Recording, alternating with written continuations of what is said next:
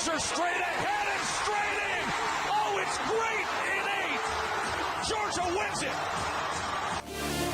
This is 365 Sports, powered by SicEm365.com. Up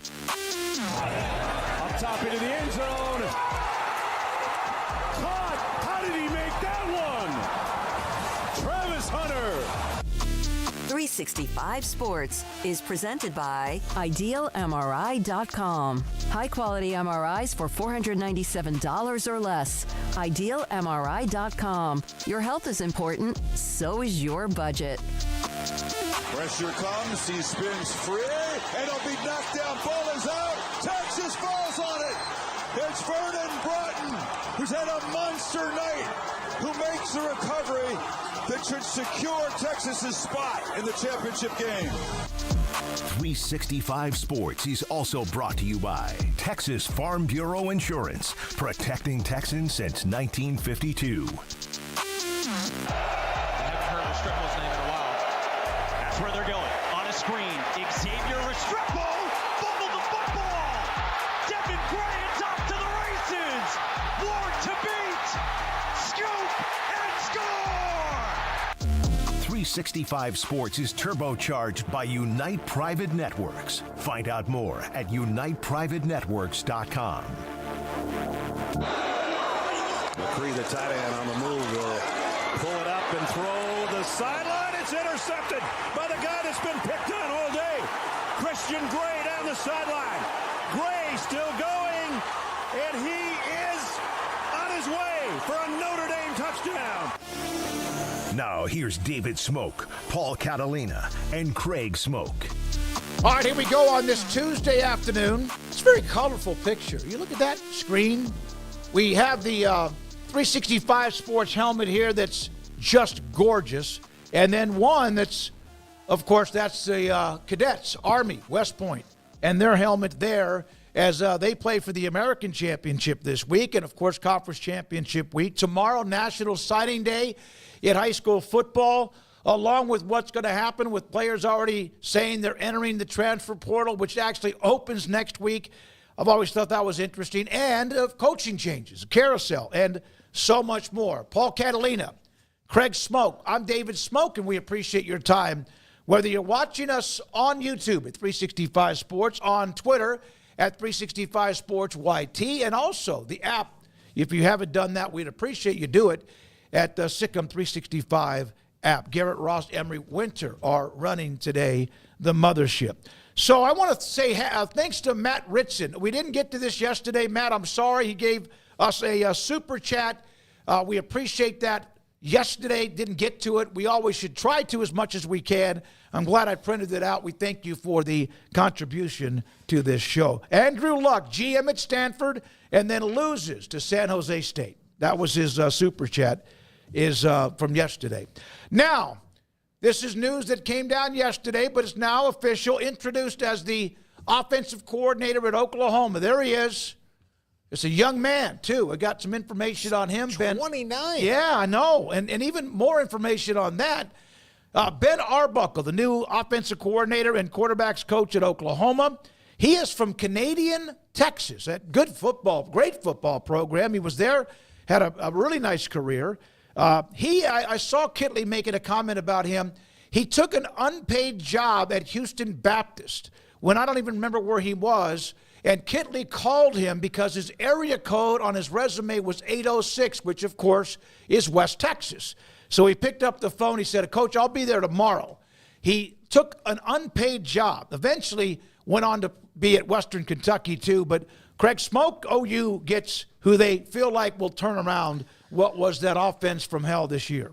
Yeah, I want to go back to that super chat real quick. They mentioned that Andrew Luck is the GM. We never talked about that at all yesterday. That's a very interesting story in its own right, that Andrew Luck's returning to college to become a football GM for the Cardinal, and just find that fascinating in a lot of different ways. So curious to see how he does with that and how many other schools kind of follow suit, maybe with more high-profile name type of guys, but it's going to be hard to beat Andrew Luck. So that was really interesting stuff from the weekend that probably got lost in all of the other stuff from the weekend. As far as this goes, I think it's a good hire on paper. I mean, I've certainly loved what I've seen from Washington State over the past couple of years. Obviously, Cam Ward there prior to this season threw for a lot of yards, a lot of scores. This guy is, as you mentioned, also from the Western Kentucky tree that has been very prolific here as of late, and more specifically with Zach Kittley, and was a guy who helped coach Bailey Zappi, who had an absolutely massive year just a few years ago. You're seeing a lot of these Western Kentucky guys kind of start to fan out now, and I think that he's had a really nice run here as of late, and they need some dramatic help with offense. So based on the results, if he can bring over what he's been doing to Oklahoma, they look like they're going to be in good hands. Young coach and a guy who seems to really be skyrocketing at a torrential pace. So excited to see what he can do to spice things up and in some ways save Brent Venables' job because as good as the defense is, that offense has been their big bugaboo the entire season, and there's going to be a lot of interesting decisions to have to be made as well, starting with Jackson Arnold. Like, what do they do in terms of, is that the type of player they want to keep running this offense, or are they going to look elsewhere? Does he look elsewhere on his own merit? But, yeah, Ben Arbuckle seems like a great hire. I know a lot of other schools that were interested in hiring him as well. His name was getting kicked around for, like, every open OC job. So glad the Sooners landed him from a fan point of view and from a media point of view. He's a guy whose name you definitely need to know because he's one of those young coaches out there that seems to be moving up pretty quickly. All right. Also, this is from TJ Eckert on Arbuckle, 29 years old, as you mentioned. He didn't even start calling plays at the college level until 2 years ago. Yeah. We've seen that. Who was the LSU offensive coordinator? Joe Brady. Joe Brady was a youngin'. Remember? Who's now tearing it up with the Bills. In the NFL with the Bills. And we've seen this. So these young phenoms, so to speak. Now, Brady went to Carolina. That didn't work out, but that doesn't work out for no matter who it is. Ask Matt Rule or anybody. But heck of a nice, at least it gives them a spark, Oklahoma, with what they have with Ben Arbuckle. Well, that was the guy that Utah fans online, Yep. I mentioned this yesterday, that some of them seemed to think that they were going to get him, and I didn't know the reason why. I didn't know if I was missing something. I had seen his bio, didn't see anything in regards to Utah on there, and maybe it was just fans getting their hopes up, or maybe it was just trolling. I don't really know, but there was that last minute of oh, Utah fan says they have a chance, but then a few hours later, it was Oklahoma. So they seem to key on him quickly, has had a prolific offense the past few years, and I think that's exactly what they're looking for. So, yeah, young coach who's, again, that's why I say remember the name, because if he continues on the trajectory that he's already been on these last, 3-4 years, I mean, he's bound to be like the head coach at freaking Georgia in about 3 years. Yep. I mean, the way that it's going. So, yeah, guy that's skyrocketing. And today it was official. Zach Kittley introduced as the head coach at Florida Atlantic, formerly the offensive coordinator at Texas Tech. Get a note about him in just a moment, but from those Tech fans that contact or do stay in touch with me, one or two said that's fine.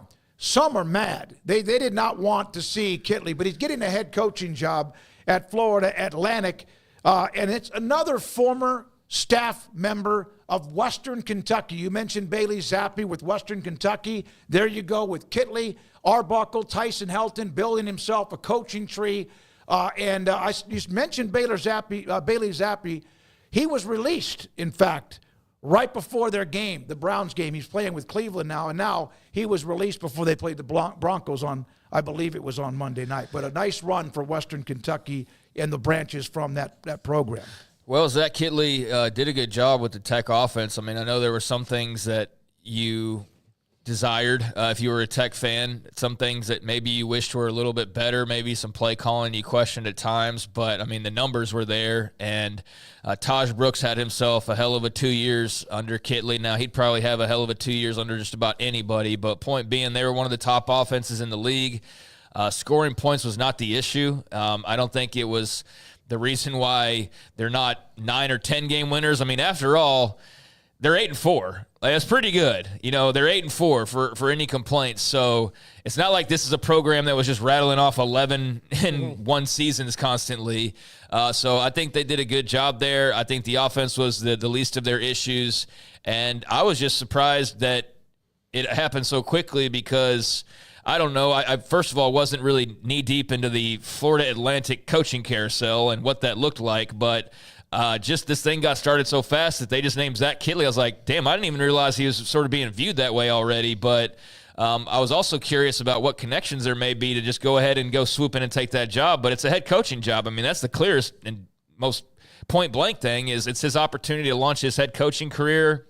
He certainly seems like a guy where that's where the trajectory was taking him. I know he loves Texas Tech, and obviously his father is a legend out there at Texas Tech. So I'm sure that was bittersweet in a lot of ways, but nobody's gonna question the fact that, hey, you got a big head coaching opportunity. Go take advantage and take that and see what you can do to build your own program. So interested to see who, if anybody, he takes with him. And for Joey McGuire, maybe a curveball you weren't expecting. Maybe you were. But you made the call on the defensive side, and now you're going to be making the call on the offensive side as well. So it's going to be a much different-looking Red Raiders team in some ways because, for one, Taj Brooks will be gone. So they're going to be immensely different-looking because he's like 80% of their identity, it feels like. But, yeah, they're going to have major changes as far as coordinators go. So a busy offseason in store for Joey. Paul, Neil Brown released a statement today. He, of course, yesterday or a couple of days ago actually became official. He was fired after West Virginia went 6-6. 9-4 last year. Looked like he was in pretty good shape, but they, as we discussed yesterday, they couldn't win some of those close games. And in the Big 12, about every other year, you do and you don't. And we've seen teams that have gone 8-4 go 4-8 the next year because you lose a couple of bang games, and West Virginia did, and then it was a no-show in their final game against Texas Tech. Yeah, Neil Brown also, according to John Bryce, Football Scoop, already, and this should not be a surprise, getting buzz as a coordinator for sure, but also for jobs like App State and Charlotte, his name is being kicked around as well. So there's people out there who wanted to be a head coach. Look, he was at Troy and did a great job. I don't think that his chapter as head coach is over, but he could decide to step back and take a coordinator job. And I think that whoever hires him as a coordinator, and I said yesterday, I think that Joey McGuire wouldn't be,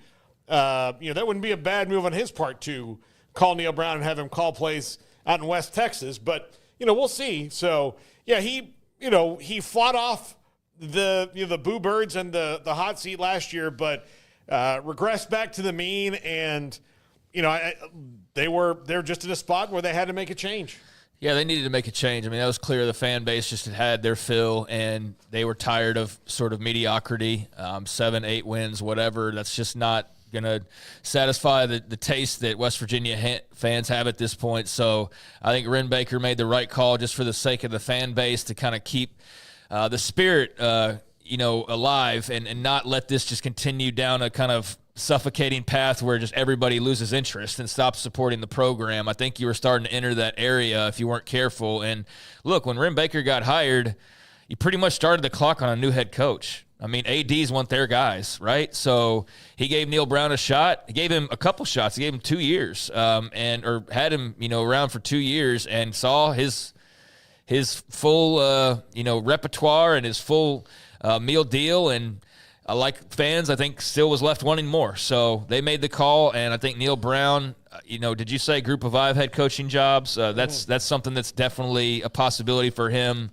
maybe even more so than the OC route would be, going and being a head coach at a smaller school and going back to, kind of where he was before he was at West Virginia, something along those lines. But he's a good coach. He's done a lot of good things, and he won't have a hard time finding a job. If anything, he'll get to be kind of picky probably, if anything. We have had, I don't know how many over the 4+ years we've done this show, but we've had a ton of head coaches on. And one of them was Dana Dimel when he was the head coach at UTEP. He suddenly passed away, went to bed Monday night, did not wake up this morning, 62-year-old with a lot of ties into the Big 12, most recently a part of the Illinois staff. He was the head coach at UTEP for 5 years. He was at Houston and, of course, a hell of a player at Kansas State, and eventually joined the Bill Snyder staff in the late 1980s, right before they started to turn the corner. He passed away today at the age of 62. And I mean, everybody where he worked, of course, they put out different statements and quotes and all of that. Hate to see the news. Dana Dimel, one of the guests on our show back in the day, passed away overnight at the age of 62. Yeah, that's tragic. 62's young. And I know some people don't think it's young, but it's a young and left too early. And we had on the show. He was great on the show, and I've seen just an outpouring of support and sadness for his family. People really loved Coach Dimel. He was also a head coach at Wyoming, and then, of course, at the University of Houston. Nebraska has signed Dana Holgorsen. This kind of, again, was one of those that came down late in the day yesterday. 2-year contract with Nebraska to remain their offensive coordinator. They've had players leave. They've had coaches who have moved on. Matt Rule's got a busy offseason on the eve of National Signing Day. But he now, of course, after taking over the last couple of games as the offensive coordinator play caller, will now get a 2-year deal. And I think even though they didn't score but 10 points against Iowa, not many teams put up a lot of points against Iowa, you could see a much more aggressive approach that was similar to what they did earlier in the year. They have problems. One of them is they got to get somebody who can be, like any team would want, a running back that can go the distance occasionally.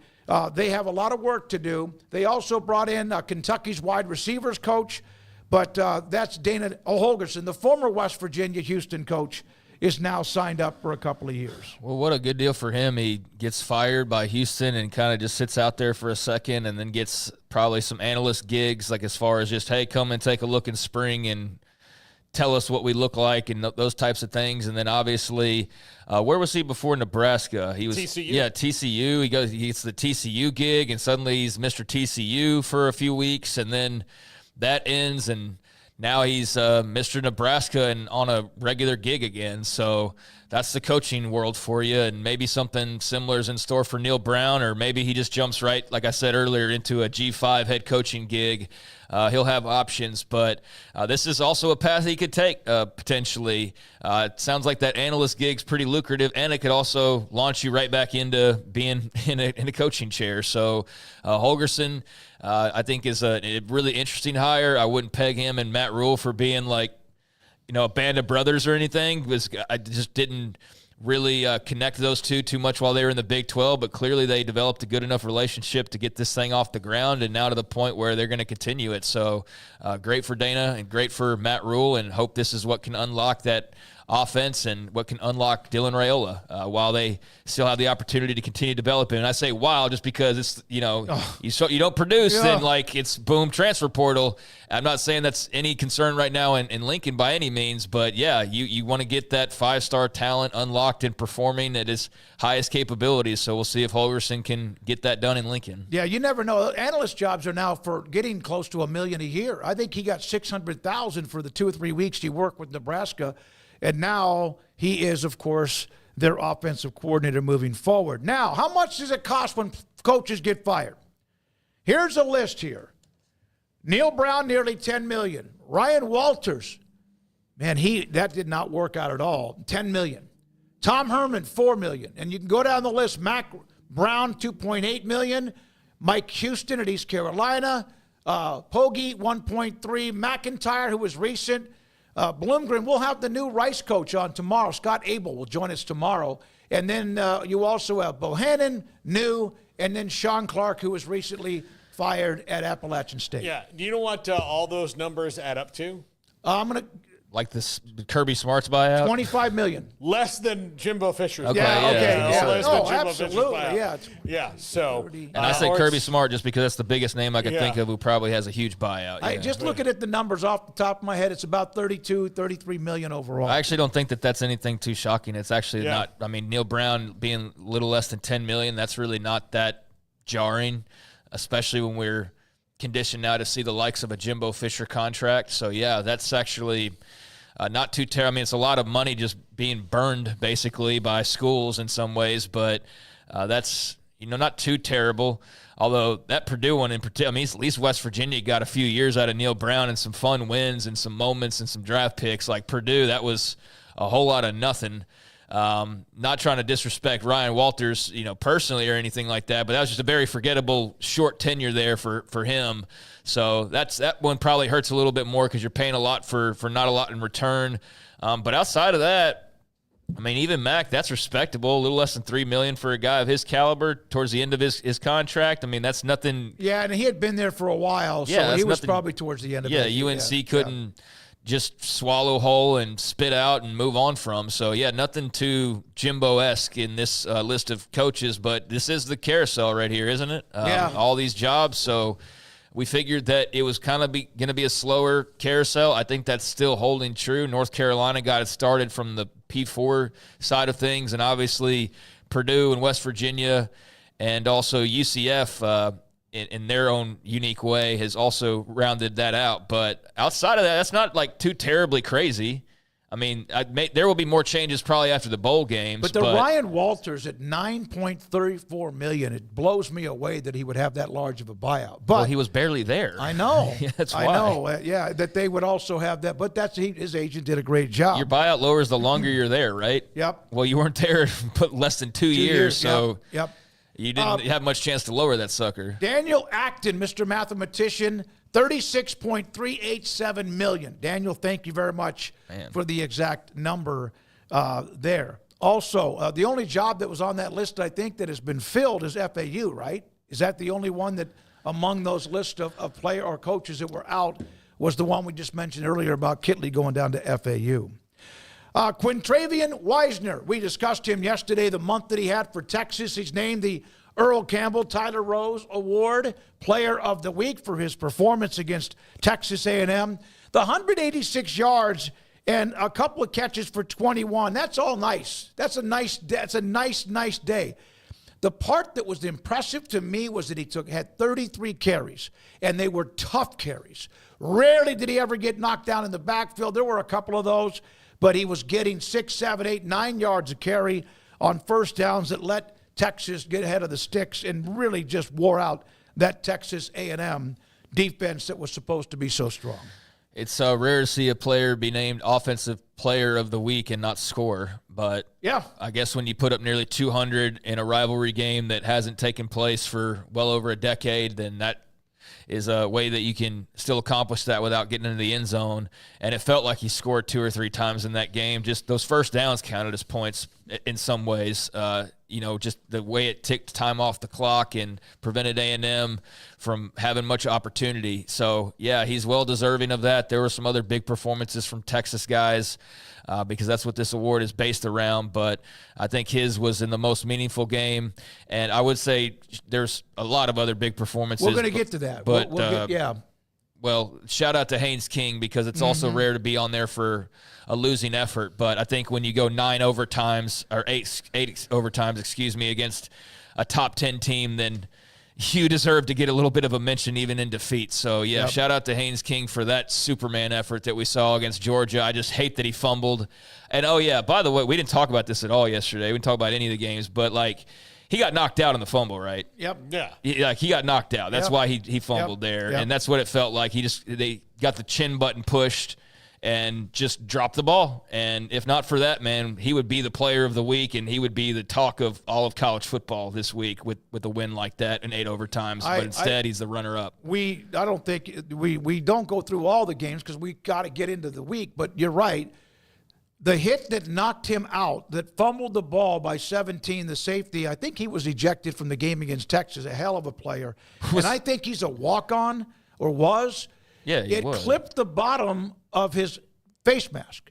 And there was not even for a second. Now, can you imagine, Well, Garrett? it went to break. Garrett, you're the SEC replay guy in the booth. Yes. And you look at that play again, right? There was never a discussion. There was no delay. There wasn't even a review. Can you imagine? Oh, damn. Georgia has a chance to still win this game or go to overtime. Well, what do we do here, guys? They were ACC refs, weren't they? It doesn't matter. No, I heard both. I heard from 2 different NFL officials. I didn't hear from them, but I saw them. Example 1 million of why there shouldn't be SEC refs and ACC refs and Big 12. There should be refs. Yep, officials. That just call games, and they don't have conference ties because that leads you to go, if that was an SEC crew, They clearly covering Georgia's ass, aren't they? They're not going to review that for targeting. That's why I don't think there should be league crews. I know there's probably financial reasons for that and travel reasons for that, but that's a prime example when you have these meaningful rivalry games, especially late in the year in a game like that can be determined in playoff spots of why you don't need, that was an ACC crew or that was an it just needs to be the crew, the college football refereeing crew, period. And that was a major mistargeting call that I feel like in any other game, in any other circumstance, that's getting reviewed 10 times out of 10, and magically it did not get reviewed on Saturday night. That was wild. They may have ruled that it wasn't. I mean, still. But it was a direct hit. Georgia fans will disagree. Georgia Tech fans and a lot of others. I don't know what crew it was. It doesn't matter. There's targeting and there's not. And sometimes you see what you saw. And now, that's the Earl Campbell Award. Here are the coaches around America. They cut this list in a couple of days. Here are the finalists now of the Frank Broyles Award for the best assistant coach, coordinator, or position coach in college football from this year. Marcus Arroyo, there's a Big 12 name right off the top. You have West Point's Nate Woody, Dirk Cutter, Boise State, Colorado, and their defensive coordinator, hell yeah, after the way they turn things around. How about there's SMU, Scott Simons, their defensive coordinator. Pete Kwiatkowski is the offensive linebacker, outside linebackers, but defensive coordinator at UT. And former Texas assistant coach Tim Beck is on that list for Vanderbilt. Yeah, interesting list. Jake Spavital was on the quarterfinalists list. Yeah. And didn't make it, but all these people very, very much deserve it. I'm interested in a couple names on this list, particularly Shannon Dawson. Is going to be kicked around for some head coaching jobs. And I would not be surprised to see him take one because right now, I mean, you just had like the number one offense in the country. Strike while the iron's hot. Don't rely on the fact that you may not have Cam Ward next year. Like, go ahead, take your job now. Not that I don't think he was doing a good job anyway, but let's strike while the iron's hot. I think that Scott Simons at SMU is going to get a raise. And I think that Pete Kwiatkowski is going to get some looks for sure. And the one name on this list I want to point out is Tim Beck at Vanderbilt. He bounced around a little bit, but you get in the right situation, and you find yourself back on this list. So congratulations to Tim Beck. You see how many former head coaches are on this list? Al Golden, Dirk Cutter, Tim Beck. There's three of them right there. Former head coaches. Tom Allen was at Indiana. He was kind of a wild man, Marcus wasn't he? Arroyo, there's a bunch of guys on there. Oh, yeah, Arroyo is at UNLV, right? Absolutely, absolutely. So guys that have not done what they needed to do as a head coach got another opportunity in having success with teams that are all apart in certain ways of conference championships or more. Ahmad Hardy. I didn't watch ULM a lot, but for whatever reason, one day did. This guy can go now. 1,300 plus yards rushing. Number 10 in the country, a freshman, has entered the portal. Now, there's a lot of names. We're not going to go all over the names because we're not a newspaper. But there are a lot more that entered the portal today. Some teams more than others. But this young man, it probably means he won't be gone or out there for long. He is a stud. Yeah, and that's where this is the most – the biggest names have not really entered that are going to enter yet. Miller Moss is probably the most recognizable name that's officially in the portal now, and he is. Caden Salter to a lesser degree, but he's not officially in yet. But, yeah, this is the part that makes it the most interesting to me because now you've got guys from Louisiana Monroe. Like, let's see who goes and gets them. You mentioned Nebraska needs a running back earlier. I'm sure that's one of the guys that they'll call because if he's one of the best ones available, they need a running back. They have a couple, but they don't have a dude. And this guy might end up being a dude. Now they in the game against Texas, I wanted to look at what he did against Texas. Obviously, with what UT did early in the year, 10 carries for 30 yards and led his team with 30 yards in that game. They had 57 as a team, but otherwise had a bunch of good games throughout the season. Now, how many teams, in your opinion, and by Shehan Jeyarajah will join us in 8 to 10 minutes from CBS Sports.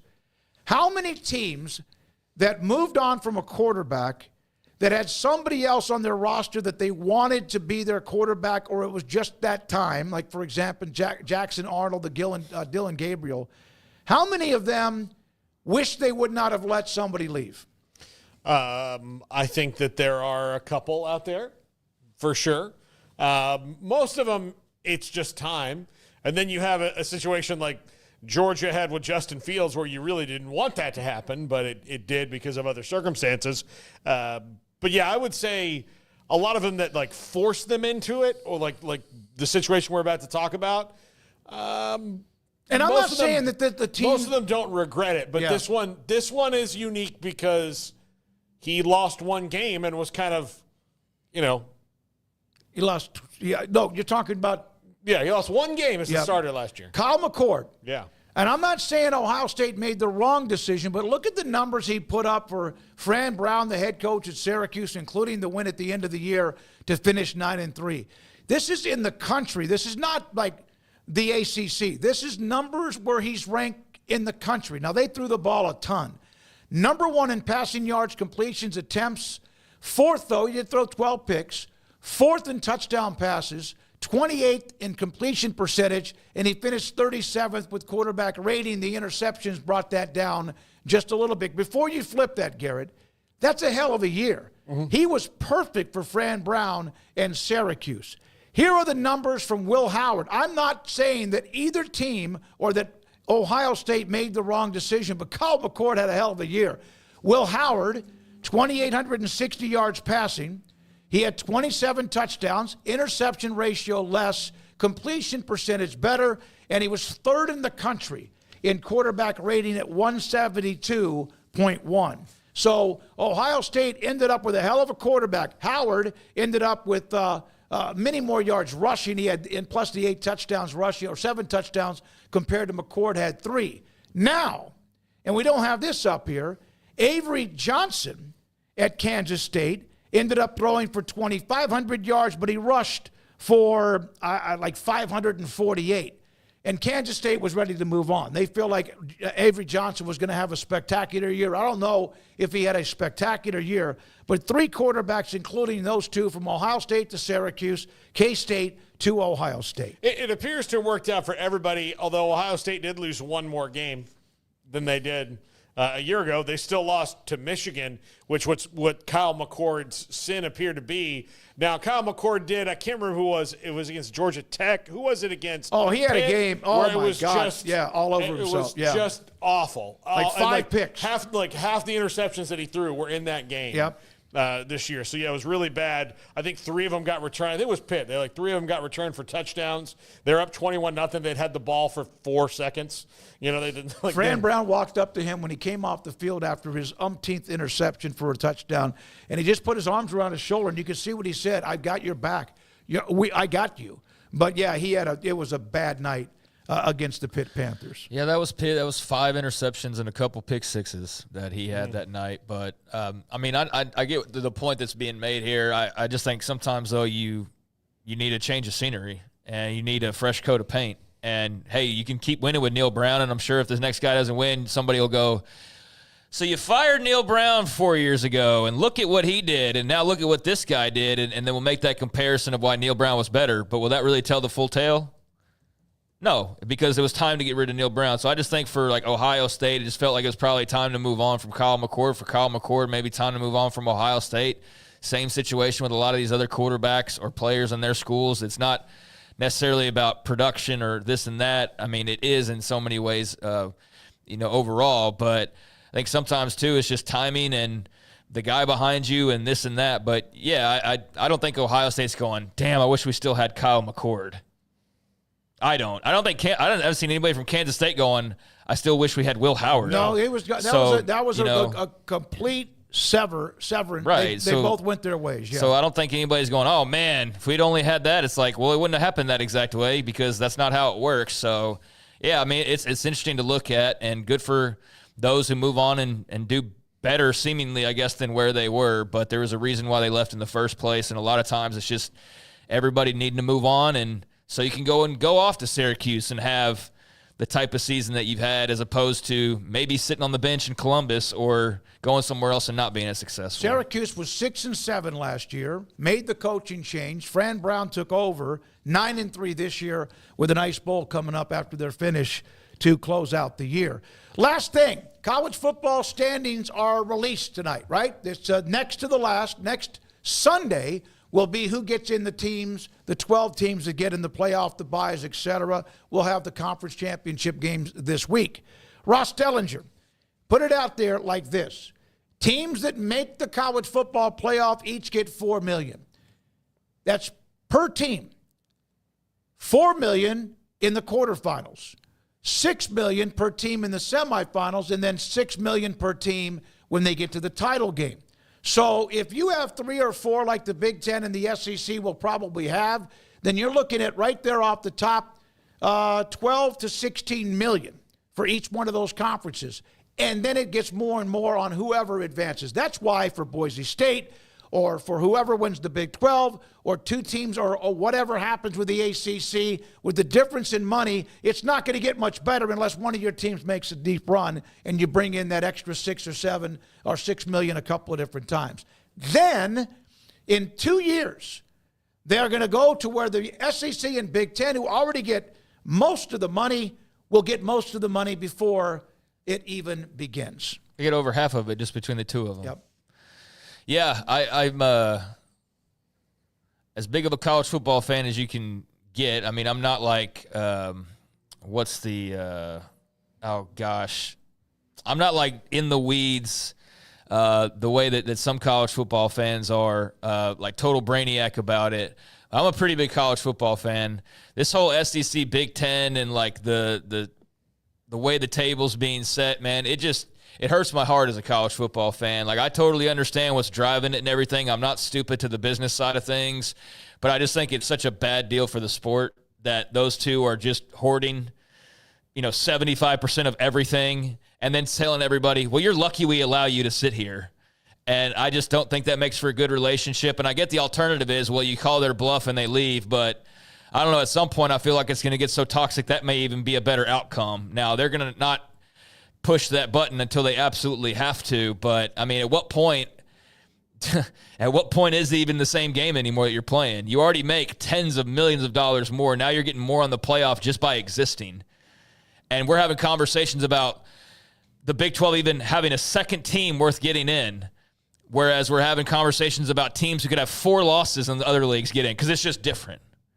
I just think it sucks for the sport, man. I think, I understand what drives it, and I understand the whole perception of the best teams and everything. I'm not saying that, like, the Big 12 deserves 2 automatic bids or anything crazy along those lines, but the fact that even 1 bid a year is in question and the other side's putting a line in the sand if they don't get 4 or 5 every year, like, what are we even doing with the sport right now? I just think that's insane, and it's only going to get even worse. Maybe if I don't know what the percentage would work out to. You can use this year's example. So I don't know if 29% is more or less than getting 4 of the members in. So maybe this is actually a decrease from what it is right now. I don't know. But 30% right off top is a pretty good deal.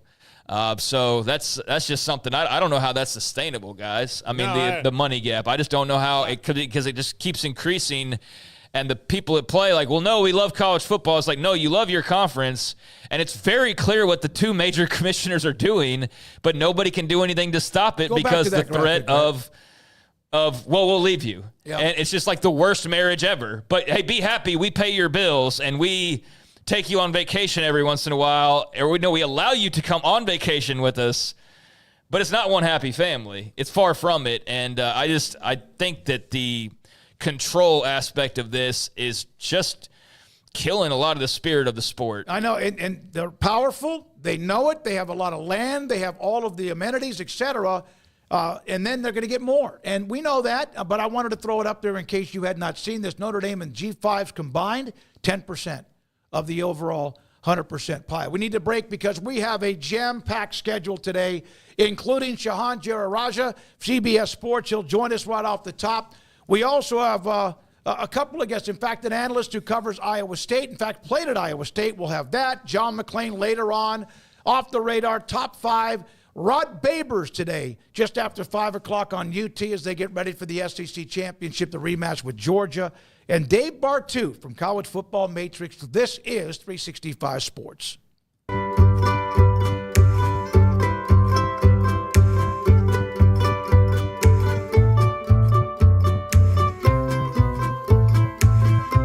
pleasant. It's different than any other dentist office. I really feel like they care. And it's not that you're here for 2 hours waiting on someone to take care of you. It's quick and easy, and I bring my kids, and my kids love being here too. They really love the treasure box.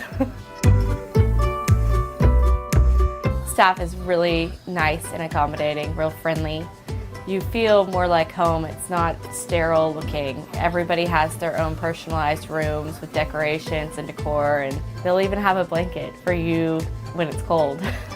I've recommended people to actually come here, and they are patients now. I really love it here. It feels like family.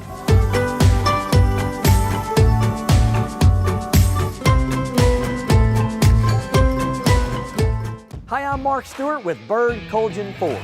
Join us for our Black Friday sale, where over $16 million in inventory is on sale right now. This month only, get a 24 F-150 for under $500 a month, or a 24 Bronco, only $470 a month. Selection and save all month long at Bird Colgan Ford during our Black Friday sales event.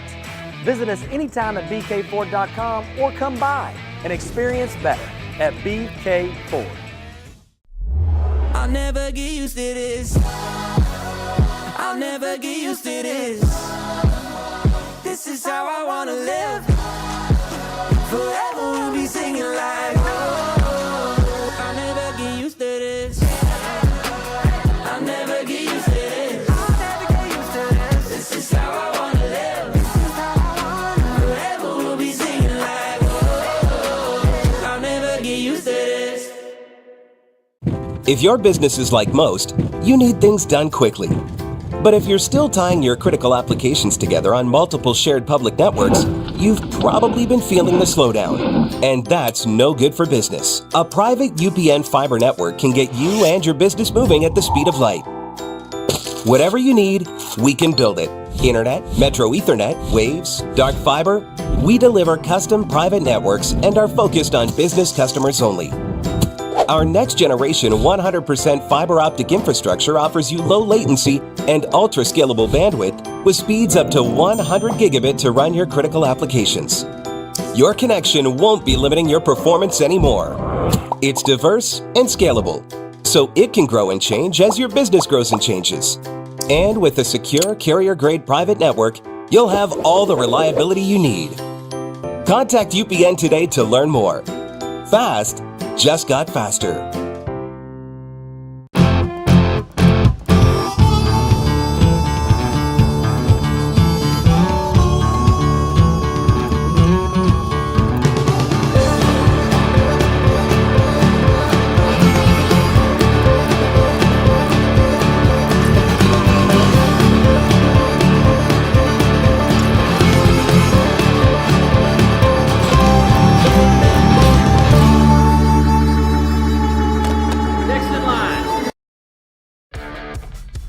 This is 365 Sports. The 3 o'clock hour is sponsored by Waco Custom Marketplace. Meats, sweets, Texas treats, and a cut above the rest. 425 Lake Air Drive, Waco. He's a columnist, covers college football for CBS Sports, and I have not mentioned this until I am now. He's also the second vice president of the Football Writers Association of America. That's pretty impressive, Shehan. How you been? I've been good. Thanks for having me. Yeah, thanks to have you on the show, too. What were your let's discuss the standings that are going to be released tonight. What will we bitch about tomorrow? Well, I think it's going to come down to that last little bit, sort of those last few teams. And right now, it's a little up in the air between Alabama, Miami, maybe South Carolina, or Ole Miss. Who's going to be right in that 11 range? And ultimately, that could be the most consequential spot on the board right now, because none of those teams are going to be impacted most likely by a conference championship at this point. And so whatever the ranking is of those teams right now is probably going to be final heading into the final week of the season. I mean, again, when you look at the board right now, I think that there are 10 to 11 teams that are in pretty good shape. It's really that number 11 overall seed that I think almost anything could happen. Shehan, Miami and SMU But like Clemson needs to win to get in the playoff, because if they lose, they'll have 4 losses, and that would theoretically put them out of it. I know Jim Phillips said nobody's going to be punished for the 13th data point. I think he was talking about SMU and not Clemson in this regard, because they do have the 3 losses. But then Miami, who's 10-2, versus any of the SEC teams, if SMU loses and they become 11-2, do you think the ACC is justified in saying, we should have at least 2 because Miami has a better record than any of those other teams? Well, it's a good question. So I do think that SMU is a lock. I think that even if they lose against Clemson, I expect them to still be in the field. And when you start talking about the conference championship game, I mean, look, the reality is I think that a team that loses in that game will per se not be treated with the same amount of losses as everybody else, right? So I don't think that SMU is going to be thrust into the group with the 2-loss Big 12 and ACC teams and the 3-loss SEC teams. I think that ultimately they would be okay. Now, again, Clemson, they're going to be real far out of the field. Miami is a really interesting case because they played 2 close games that they lost, but they also don't have the wins when you compare them to Alabama, to Ole Miss, to South Carolina. And I think that the committee historically has rewarded wins above all. And again, so we're going to get an answer to that to an extent tonight. There's nothing that's going to happen in the conference championship game of the ACC that's going to knock out a team, in my opinion. The question is, heading into it, is Miami on track to be in? Boise State is the big bugaboo for the Big 12 right now, Shehan, and odds are that they're probably still in front as far as getting that first round bye and being the number 4 seed, but now we know it's Arizona State and Iowa State in the championship game in Arlington. If it is, in fact, Boise still above the Big 12, is there anything that can happen this weekend outside of a Boise loss that you think would change that for either the Sun Devils or the Cyclones? Well, a Clemson win, I think, over SMU would probably have the Big 12 champion as one of the 4 buys. And the other thing, too, is we're going to learn a little bit about just how far back the Big 12 is from Boise State as well. I expect that after Iowa State beat Kansas State, a really good win for them, they have a chance to probably move to somewhere in the 15-16 range. And Arizona State, I mean, I believe they entered last year at 14. We're going to figure out, do they have a chance to contend with some of these other teams in the SEC? Like, are they in the range of a South Carolina? Are they in the range of an Alabama? If they're closer to that, I think that would be advantageous for the Big 12. So I don't think it's out of the realm of possibility, but I will say too, Boise State has a game against UNLV that will be, if they win it, potentially another top 20 victory as well. So they have their own pros heading into this field as well. Shehan, there have been some coach departures and firings this week. Which one do you think is the best job right now, and which one has the potential to be the best job? Well, the number 1 job right now, I think, is North Carolina. And there's a couple of reasons for that. One, when you look outside of the Big Ten and the SEC, I think that North Carolina is seen by many as arguably the most impressive brand still left on the board. Obviously, there's Florida State, there's Clemson, there's some other ones to keep an eye on. But I think that North Carolina is going to be in good shape regardless, whenever or if anything happens to the ACC. The other thing, too, is that, there's a level of investment. There's access to talent. I think it's considered a really good brand. But, when I look across the board, too, there are 4 power conference jobs overall open with UCF also, and West Virginia and Purdue. I think that UCF is a really intriguing job. When they hired Gus Malzahn as their last coach, they wanted to accomplish 2 things by it. One, they wanted to transition to the power conferences, which they were able to do. And the other was that they wanted to add some credibility to their program. They wanted to bring in a coach who had, as a coordinator, won a national championship, had coached another national championship game back in 2013 at Auburn. Well, now you kind of get to make a football hire, and you get to do it as a power conference program for the first time. So I think that it is a really intriguing job for that reason. And I imagine that, 1, I think they're going to go younger, and 2, I think it's going to be more attractive than people realize. What were your thoughts on Texas A&M, the first go-around in many years, as we talked about last week? And I don't know, it felt like kind of a dud as far as a competitive game, although A&M made it interesting there a little bit towards the end. What were your thoughts? Yeah, it was absolutely incredible until the gameplay started. But I do think that, one, it was great to have it back. Like it was. I was somebody who grew up watching this rivalry like a lot of us did. The last one came when I was in high school. And so it felt a little full circle for me to get to be in the press box for that one. But, I think the reality is, one, Texas is arguably the best defense in the country right now. They're playing at an incredibly high level, and I think that they're going to cause some real issues for people in the college football playoff and maybe even next week in the SEC championship game against Georgia. And Texas A&M, I mean, when you look at their offensive skill talent, they've still just got a ways to go. They don't have receivers that are getting very much separation. They're down to their backup running back because of some injuries, and their offensive line is still a work in progress. So I think there's a lot of reasons to be excited about the future of Texas A&M. They actually just landed a 5-star offensive tackle today, so I think that they're making some pretty good pitches. But I do think that Texas certainly emerged as the team that was most ready to compete nationally. Is Cignetti overwhelmingly, or will it be a tight race as coach of the year in college football? It's a good question. I think that Kenny Dillingham at Arizona State is going to have a very strong chance. He was picked last place in the Big 12.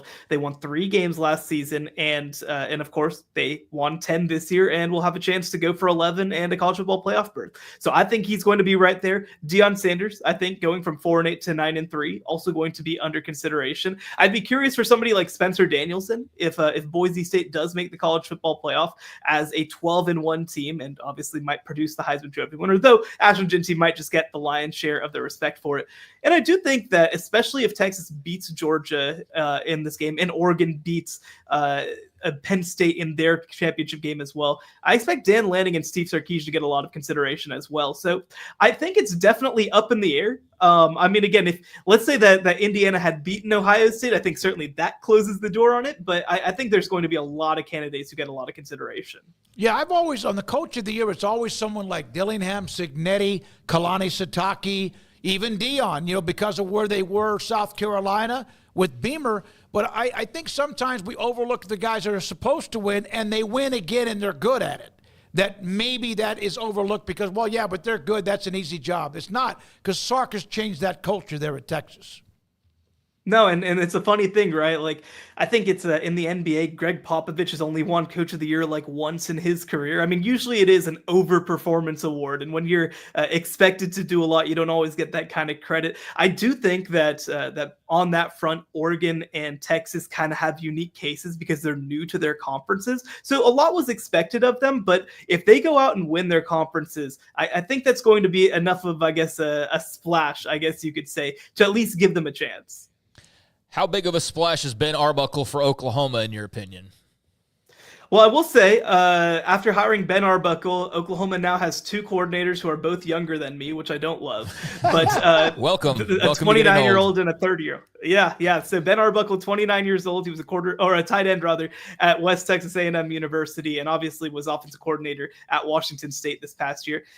It's intriguing. I mean, I think that it's a little funny to look at side to side with one particular old coordinator hire that they had, a West Texan who ran an air raid offense, who obviously Lincoln Riley, who left for USC. But I do think that they're kind of searching for something similar, right? I mean, obviously back in 2015, Bob Stoops looked at his program and said, we need to be more dynamic. We need to be more modern. We need to hire an innovative young mind. I think that they hope that Ben Arbuckle can in some ways be their new version of that. And he's done a great job in his limited time being a full-time play caller. This past year, of course, at Washington State, he has one of the top offenses in college football. He's coached John Mateer to being one of the most productive quarterbacks in the sport. And look, I mean, I think that we're going to see more creativity, certainly, in 2025 from Oklahoma. And, when you look at Seth Luttrell and his career, I mean, creativity wasn't necessarily number 1 on his list of characteristics, even though he was a very good offensive coach. The other thing, too, though, is that I'm going to be fascinated to see, one, who's starting at quarterback for them next year. Do they try to bring in a transfer like John Mateer out of Washington State? And the other piece, too, is how quickly can they get the rest of their offensive roster up to snuff? Because when I look at what they've rolled out there this year, and some of it was due to injuries, I mean, this was a bottom 3 offensive unit in terms of talent and on paper in the SEC this year. So they have a lot of work to do that's more than just the offensive coordinator position. Yeah, that hire of Lincoln Riley was in response in part to Baylor going up there and just smoking them. I remember that day well. Yeah, absolutely. So transfer portal starting to open. Any surprises for you? And what do you think a guy like Miller Moss winds up? It seems like Michigan would be a good fit there for 1 year to maybe hold some time for Bryce Underwood. What do you think about portal and particularly Miller Moss? Yeah, it's still pretty early in the portal cycle, so not too many shocks as yet, I would say. I think Nebraska's lost a few more kids than maybe I expected, but again, this is probably going to come at some point. The quarterback market is going to be fascinating this year because I think that there are going to be more quarterback-hungry teams than there are quarterbacks. We look at the past couple of years. Because of the COVID eligibility rules, there were so many guys who had 5th or 6th years that were able to transfer and really add a level of experience to some of these teams. Well, that's gone for the most part now. And so I think that somebody like Miller Moss is going to be potentially top of the pile in terms of the quarterbacks who have entered the portal. I also look, I know Mikey Keene from Fresno State, who's a really good player, entered the portal. Matthew Sluka, of course, who left UNLV mid-season, is going to be one who I think gets there. But when I look specifically at Miller Moss, I do think that he is perfectly suited, like you mentioned, to be a stopgap for a team that maybe just needs some consistency at that position for a little bit. Michigan is definitely one that would seem to come to mind with that. And I think that, again, you can even look at programs like Notre Dame, which obviously could lose Riley Leonard. You can look at a program like Utah that, of course, is kind of starting over at that position. But it's so early right now, and I think that some teams are going to wait and see, does anybody else jump into the portal? Especially, is there anybody else more attractive than what's already out there? Yeah, it is early. We're starting to see names that are out there. Some group of 5 type players who are really good. I saw the UL Monroe running back who had 1,300 yards is in the portal. We'll see what happens tonight, Shehan, and next time we talk with you next week, we'll know who's in the college football playoff and your thoughts. Do you think that your Mark getting on some of these broadcasts and trying to campaign? Sankey did it. Sankey can do it, right? And it made a difference last year when they came to the Final Four. Your thoughts about your Mark? Does his word have any kind of impact at all on the selection committee? Yeah, it's a good question. I think that it's a mixed bag, but I think it's something that you have to try. And the other piece, too, is that, Greg Sankey didn't create his voice by talking the first time. He did it through repeated action, by saying a lot of stuff, and also by being right a lot. And I think that that's what Brett Yormark has the ability to go out and do now. Kind of lay the groundwork, say, look, we don't feel like we're being treated fairly in this way. And sometimes it takes a year for that kind of narrative to seep in. So I think that it's not just trying to set groundwork for the 2024 season. It's about trying to set groundwork for 2025 and beyond. Thank you, man. Great to see you. Shehan Jeyarajah with us, CBS Sports Football Writers Association, second vice president with us on Tuesdays during however long we go, all the way up and through, early January with the college football season. Yeah, I when asking that question about the Big 12, didn't even think about Clemson. That just blanked in my head that, they just need to pull the upset, and that would do the trick as far as getting the opening round there for you. But beyond that, that's also asking a lot as well, because that's anything. This isn't like Clemson from 5 years ago. No, here's the one thing we know about Clemson. Clemson is a good team. Right. They're good. They have lost to all the other good teams they've played, which makes them just a good team, right? And so SMU is a good team as well. So if Clemson's pattern tracks, they will lose this week to SMU, who's played better from top to bottom this year than they have. But they've also been there, and SMU hasn't. Yeah, they could definitely beat SMU. I mean, they could. That's what you're hoping for if you're a Big 12 fan, right, is for SMU to pull the upset, which is a good thing no Texas team is involved, because to have to root for SMU would be asking a lot, I think, to have to root for the Ponies to help you out. But, that's the scenario there, to try and ensure that you have a first-round bye and that you're not getting totally jobbed by the committee, where right now it's like you're the number 12 team in like every ranking practically that I've seen. There's a few where they have them at 4, but it also depends on, are you projecting this week or are you projecting post-championship games? So I don't know. I got some work to do, paperwork, stuff like that for business, but I look forward to seeing what comes down. But tonight doesn't matter. It just gives us something to talk about tomorrow. It could position everybody to what has to happen this weekend for them to get a chance, especially the Big 12 champion, inside those 4 byes. Yeah, I think it matters from that standpoint. It matters to see where the Big 12 is being viewed, if it's any different from last week. But, yeah, I mean, I'm curious to see them. There was plenty of shakeup this weekend, so one more week to go. What we've learned from this committee over the years is don't think you know what they're doing, because we've seen then all of a sudden everything changes for the final week. But there are games to be played still before we get the last ones that come out on Sunday. When we come back, Ryan Harlaw, he played at Iowa State. He's their sideline analyst for Iowa State Radio. He's coming up. Then Dave Bartou, College Football Matrix, who's really good about pinpointing the college football standings and also all these coaching changes. This is 365 Sports. The Baylor Alumni Fan Engagement, where you can contact them, one, be a part of it, so be on their newsletter, be on their email list, the Facebook, whatever you do, for any of the events they may have if you live in Waco or you live around the country where there are Baylor alums everywhere, Houston and Dallas and even L.A. or Washington, D.C., wherever it might be. We learned this year that Salt Lake City is a heavy contingent of Baylor alums. And so if you have an event you want to know more about, for example, coming up, we don't know where they're going to play. They might be in Houston or San Antonio or who knows, Birmingham for a bowl game. And you want to have a watch party or you want to be a part of the events at wherever they play their bowl game, get in touch with them. You can go on Baylor.edu and, of course, look for fan engagement, alumni fan engagement, or go on their Facebook page. Paul Thorpe and Doug Furch do a great job of keeping everybody, including you, up to date on what they have when it comes to events. It's the Baylor Fan Engagement, Alumni Engagement Department with what is going on, and you get to find out. Stay in touch with them. Baylor Scott & White Southwest Sports Medicine and Orthopedics, the team physicians for Baylor Athletics, diagnosing and treating all sports-related injuries, including concussions. These specialists also provide orthopedic services for athletes and non-athletes alike, whether it's knee or shoulder pain, a wrist injury, orthopedic spine care, and even an arthritis and total joint clinic. Trust the doctors. Baylor Athletics Trust. Baylor Scott & White Southwest Sports Medicine and Orthopedics wants to get you back in the game.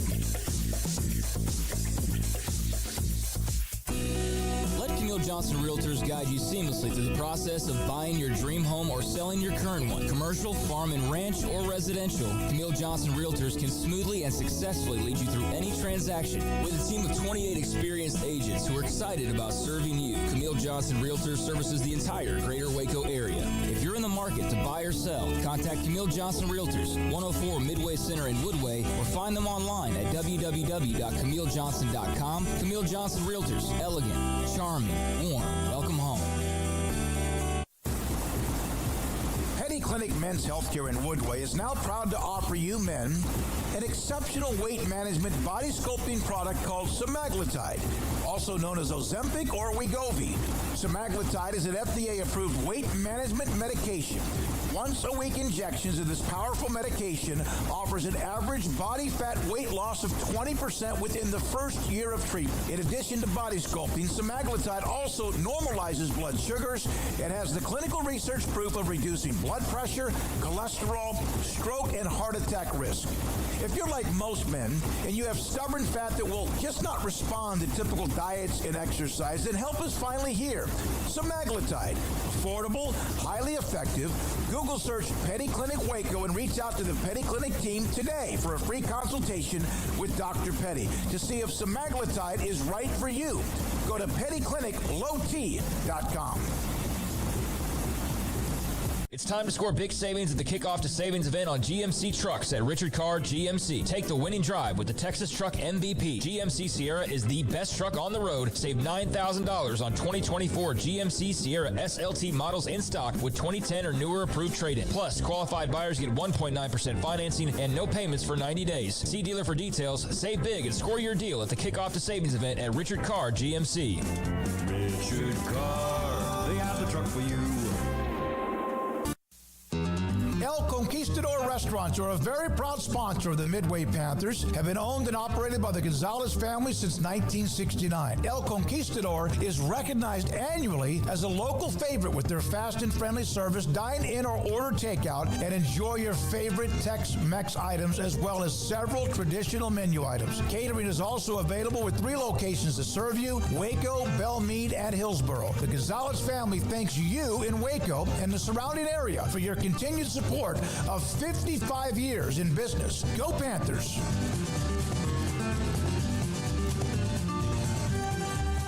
Parenting is full of surprises. You never know what to expect. So after our son was born, I called my Texas Farm Bureau insurance agent to set up a life insurance policy in case something happened to me. Sawyer is now 2. And we'll soon have a sister. There's no one else I would trust with protecting my family. Stop by and see our agents at one of our 3 McLennan County locations. Coverage and discounts are subject to qualifications and policy terms and may vary by situation. This is 365 Sports, powered by Sikkim365.com. This segment is brought to you by Michelob Ultra. It's only worth it if you enjoy it. Containing only 95 calories and 2.6 carbs. He is the sideline reporter, analyst for Iowa State football. The Cyclones in Arizona State coming up this weekend at Arlington for the Big 12 championship. And Ryan Harlaw joins us on 365 Sports. Good. Well, that's a good-looking office you got behind you, by the way. What's the view there? Yeah, it doesn't get. It's nice to be in here, but I'd rather be on a football field right now. But this is the daytime job before it allows me to do the football job. So it's.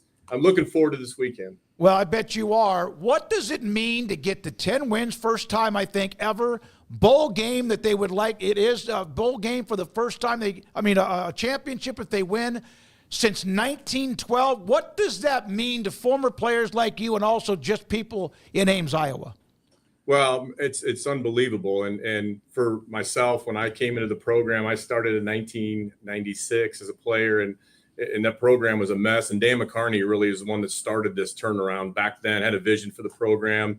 You know, we had facilities. We were practicing on an old armory cement floor. It was our weight room when I first got to Iowa State. And Dan McCarney had this vision of what it should look like. And when you looked at the stadium when I first got to Iowa State in 96, it was a wind tunnel. There was no end zones seating. It was old school football, stadium, and it wasn't built for what it is today. And he had a vision that he felt you could win at Iowa State eventually, and he's the one that kind of started the turnaround. And then Coach Matt Campbell's the one that has taken that platform where Coach McCarney got it to, with some facilities in the start of like a fan base that believes. And now he's got the program and culture going in the right direction. And, it wasn't that long ago. I know it was a COVID year and people have talked about it, but he was in Dallas a couple of years ago and got the team there, wants to go back there, had the experience, and I think is really looking forward to Saturday and playing this game again after you've had that experience once before. But I can't tell you how far this program has come, from my experience back in 96 to where it's at today. It's unbelievable. I'm a huge fan, Ryan, of Rocco Becht. He is, and you watch him, and at times you're like, okay, there's, it's not like watching Shadur Sanders or someone like that who's like this next level athlete, but he does have a little bit of Drew Brees in him to me. A little bit, a lot like Brock Purdy, I guess, just maybe because of the uniform and the size and all that. But he is a gamer in a way that most people aren't, in that his mistakes don't stick with him. What have you noticed about him now, year 2, especially in that in these big-time moments, he seems to be at the absolute best of any of the other guys on the roster? That's a great question. This all started back in – we went to Athens, Ohio last year during the season. If you remember, there was some turmoil on the team with the gambling allegations and lawsuits out there. We lost our starting quarterback. We lost our starting running back. We lost a starting defensive lineman. We lost 5 starters in that when all that happened last year. And I'm going back to where this all came to. We fly into Athens. One of the players, the flu is going on. One of the players throws up on the airplane. We're getting off the airplane, stepping over vomit, like the team is throwing up. Rocco Beck gets the flu. He plays through the football game. At halftime at Ohio, he's hanging on to the atrium wall out by the concession area, throwing up, because that's just what it's like in Athens. The locker room is connected to where all the concession stands are. Goes back on the field and plays. We lose the game. We go home on that airplane, and I'll tell you, it changed him. It changed the team. We found your leader. You found your guy that would fight through things. There's been 21 regular season games since that point. They've lost 5 of them. We lost to Texas, Oklahoma. We lost to Kansas this year. Texas Tech, and I'm missing one more loss that we had in there. But anyway, you win 16 out of your next 21 regular season games coming out of that game.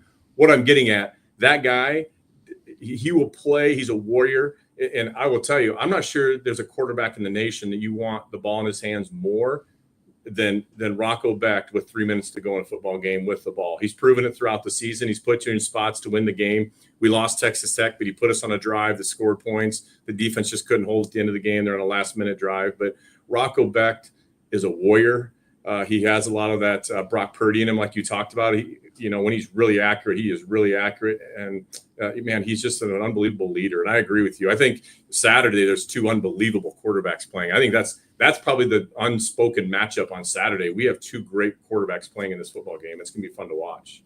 Ryan, what was that atmosphere like in Ames on Saturday night? Knowing, rolling in, what was at stake, being at home, and just having all of this on the line and all of this history that was there for the taking, and then a very close game that I'm sure had some anxiety involved at times as well. From your standpoint, what was the emotional roller coaster like on Saturday? One of the things is that people maybe underestimate too, that Kansas State-Iowa State rivalry, the fans call it Farmageddon, but that rivalry is bigger than people think. It's a chippy rivalry. They're very 2 land-grant schools, very similar schools. You recruit the same kids. We're recruiting out of Kansas. Jalen Knoll, one of our best 1,000-yard receiver this year, comes out of the state of Kansas. Breece Hall comes out of the state of Kansas.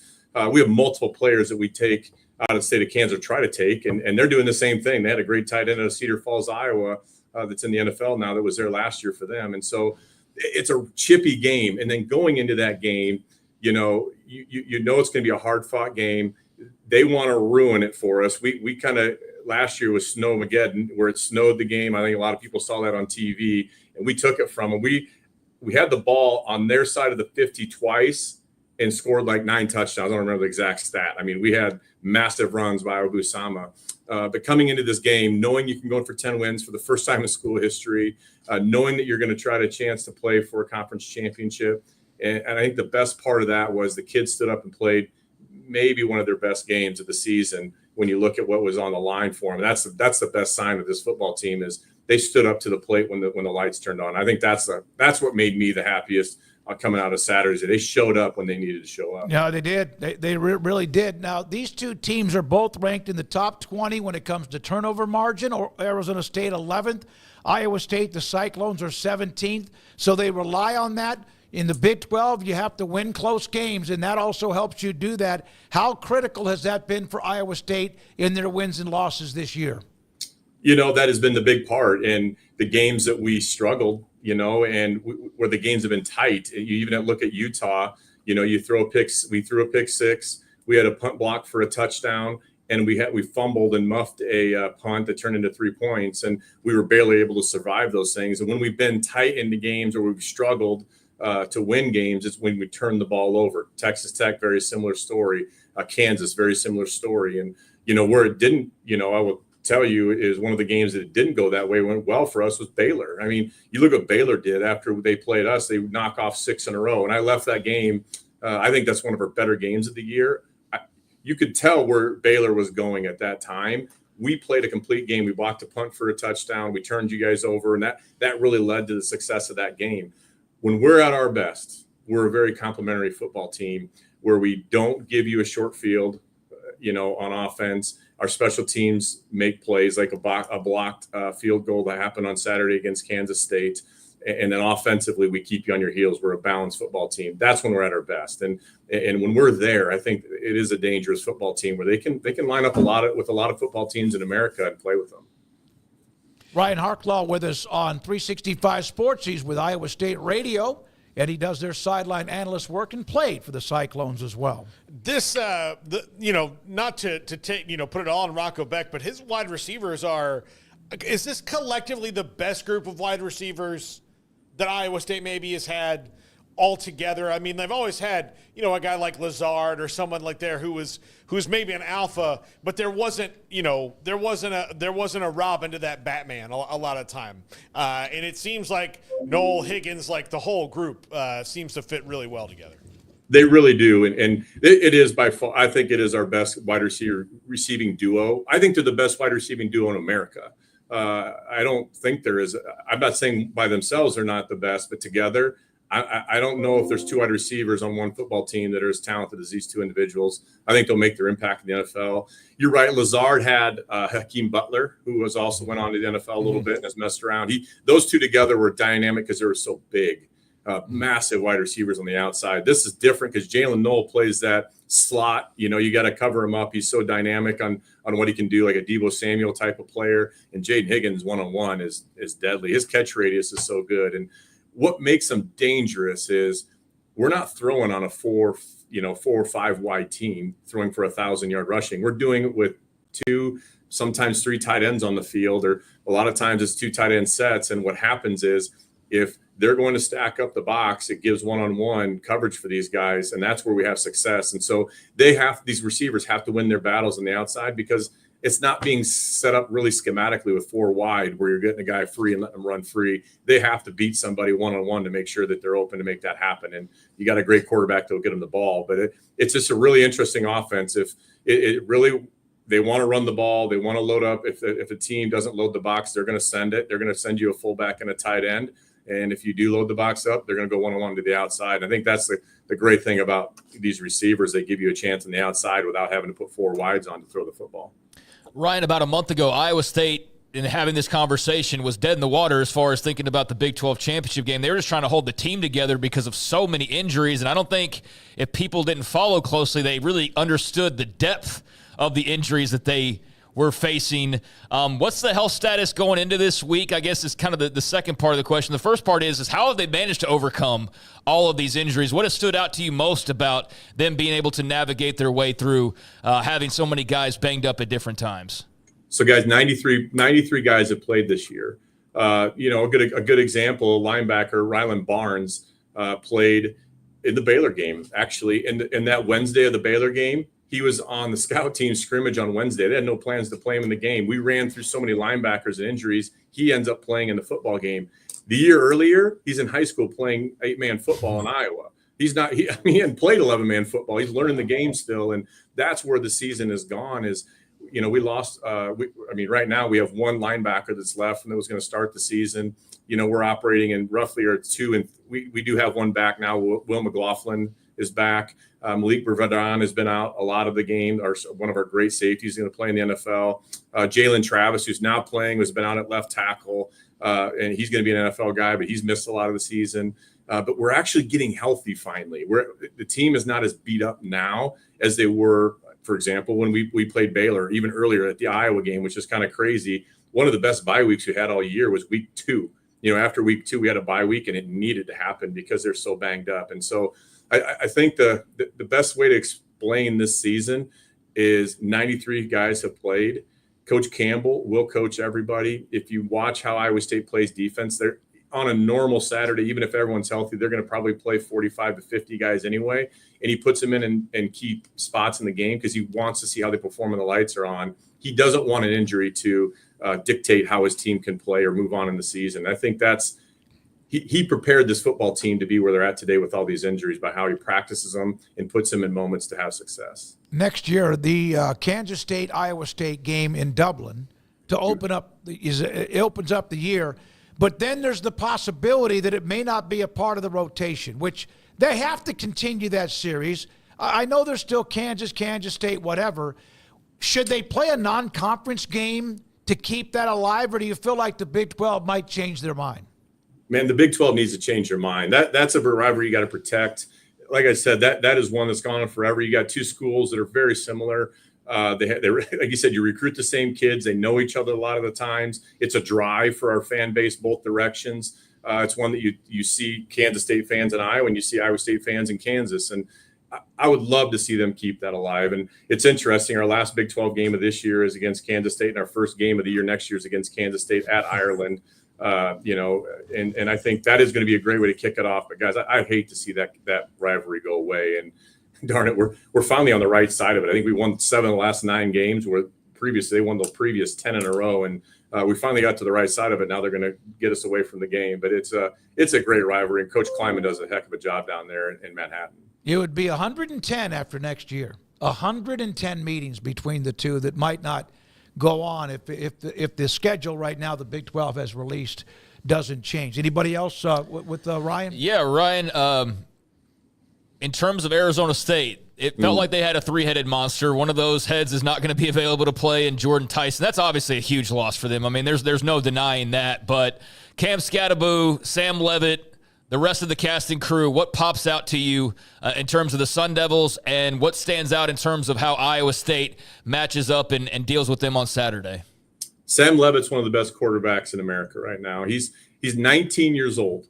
Okay, he's 19 years old. The past 5 games, he's got 13 touchdowns and 1 interception. At 19 years old, playing at a high level. This kid's playing at Ole Miss. They're talking about him on stages everywhere, and has that media bias, if you will. That kid is elite. Man, you watch him, and he's really the thing that opens up the run game for Cam Scatterbo. And Cam gets a lot of the and he should. He gets a lot of the praise because he's such a tough runner. He's fun to watch, and boy, he is good. The past 5 games, he's got 9 TDs. But boy, I think Sam Levitt's the guy that really opens up that offense, because if you want to load, similar story to us, you want to load the box up to stop Cam. Sam's smiling. The kid's 19 years old and playing at that level.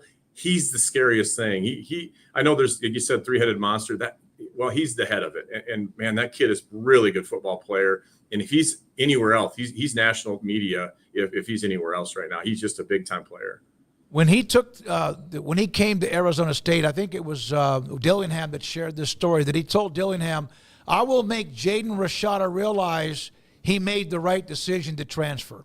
And look what he's done for Arizona State.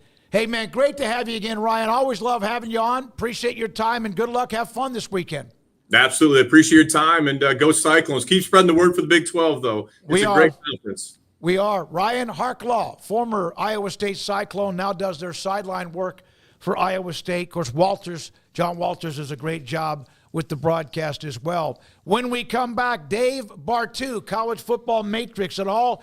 Here comes that coaching carousel. It's already fired up, and he kind of keeps up with a lot of that because of what he does with his college football coaches, coordinators and assistants, etc., and how he ranks them and maybe what teams should do. That plus much more. This is 365 Sports. Went by Don Chimador and Coffee Beans. I guess it was on Friday. My week last week was so weird because we were off for, 2 or 3 shows, Thanksgiving, what's the holiday, what's the day, what's not, and went by and bought a box of cigars for my trip coming up to see my brothers in Florida. Didn't take long. In fact, Cheyenne and Joshua both know of the cigars I like to smoke, and they put something together for me. I went to the Baylor game. After leaving there, I came to the studio, did post-game, went to Don's, and picked up the cigars for my trip to Florida. Can't wait to get there.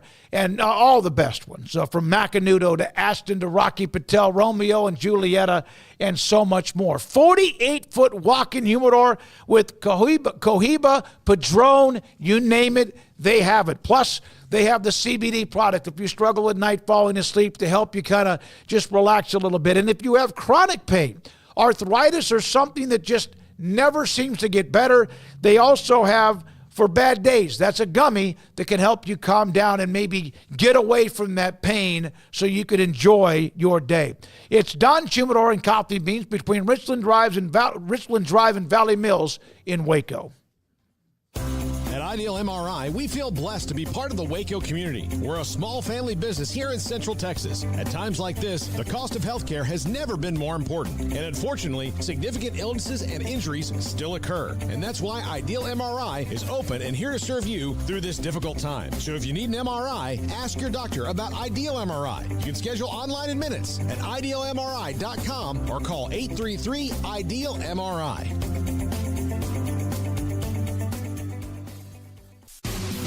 Pioneer Steel and Pipe opened their doors in 1943, and they have never wavered with their focus on great product and customer service, relationships with a handshake, making sure you, the customer, is satisfied. Their new facility is now twice the size, allowing new inventory, higher quantities, and in a much more organized fashion. In addition to the long lengths in tubing, angles, channels, rods, and flat, Pioneer Steel and Pipe now offers several shorter, more convenient lengths of material already cut.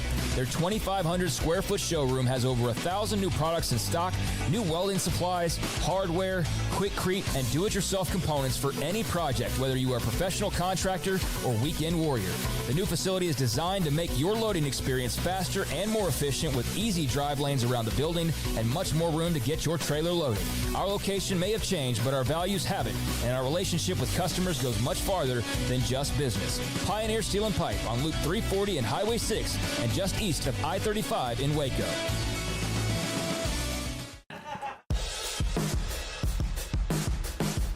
This is 365 Sports, powered by Sikkim365.com.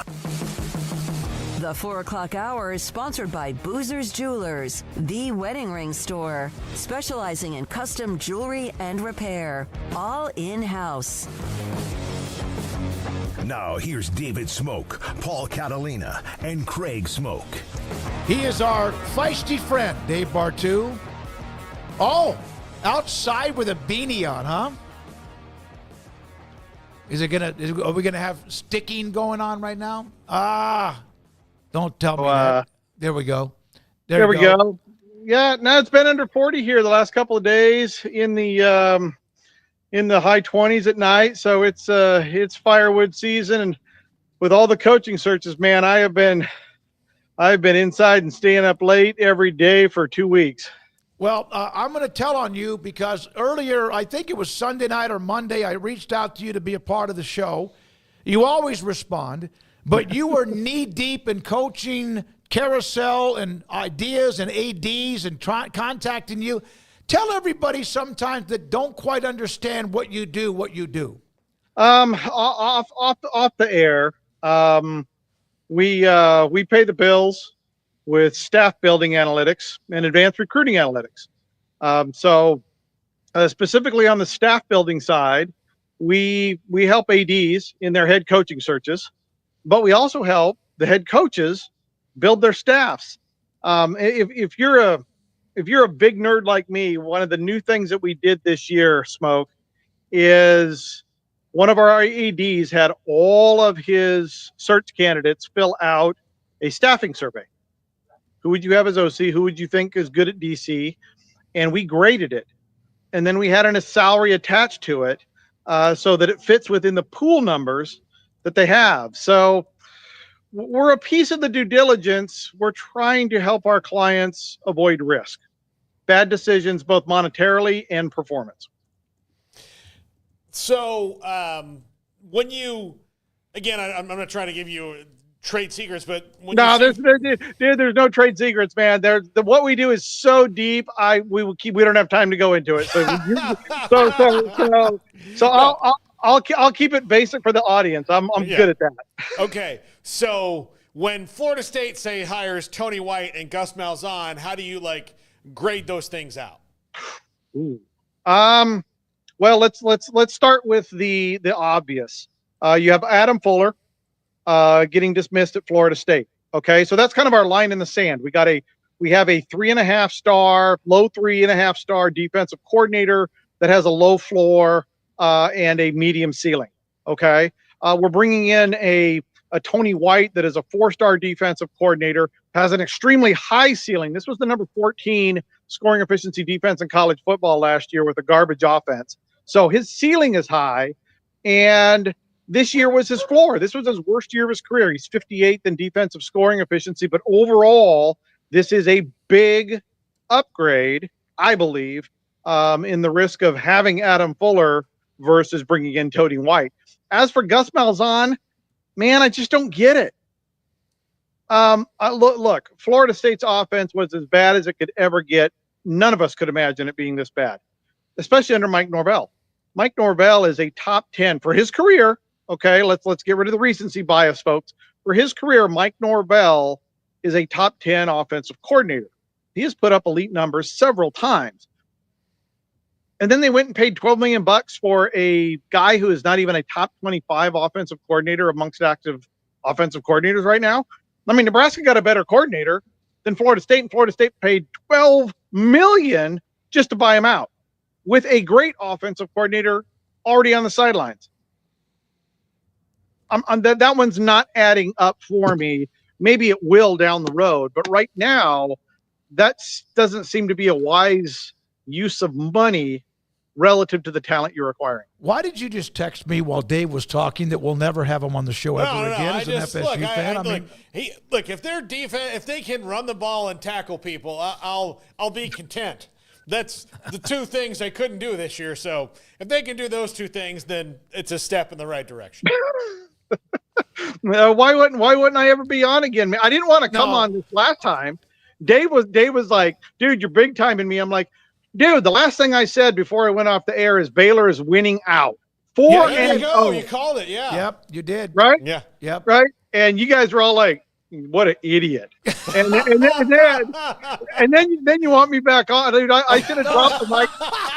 I should have dropped the mic and laughed a while ago. No, I was telling you we're not going to have you on again because Florida State fan Paul did not like what you said about Gus Malzahn.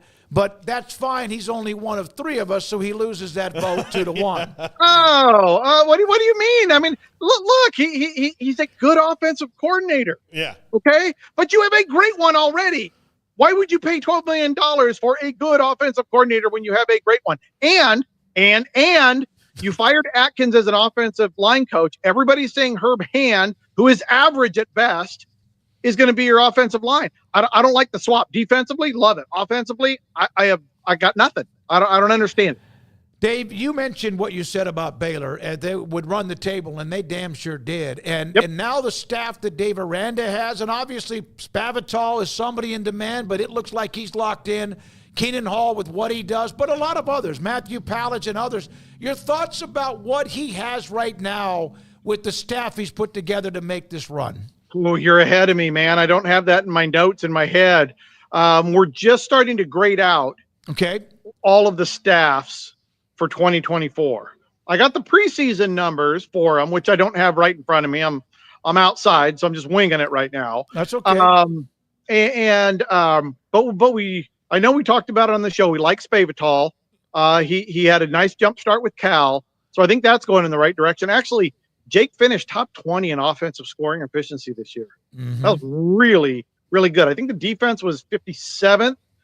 So, it was actually a solid season for Baylor, but I don't know in terms of individual staffing where we are right now and where it could be improvement. One other thing, and then we appreciate your time, man, and the fact that you're outside freezing for us. I'm not freezing, dude. I got my beanie on. I'm good to go. You look good. It looks strong and ready to go. Like an iron worker or a welder. The way. What are your thoughts? I am a farmer too. Oklahoma needed help on the offensive side of the football, and Ben Arbuckle, young, 29 years old, he's their new offensive coordinator. What say you? Let me give you the good and the bad. Okay. Here's the good. This is a rising star.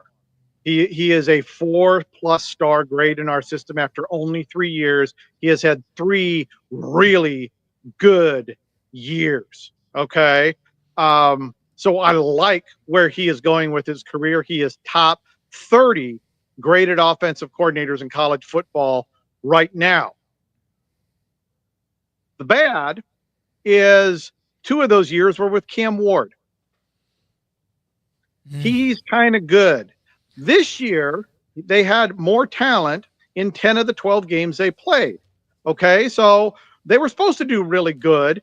but the offense faded in November. The ugly is on paper. If I took Seth Luttrell and Ben Arbuckle and put it on the wall and took away their names and showed you all of our numbers, you couldn't tell them apart. They're both dynamic offensive play callers that run the ball 38% of the time, throw it 62% of the time. They have a good passing games. They have poor running games.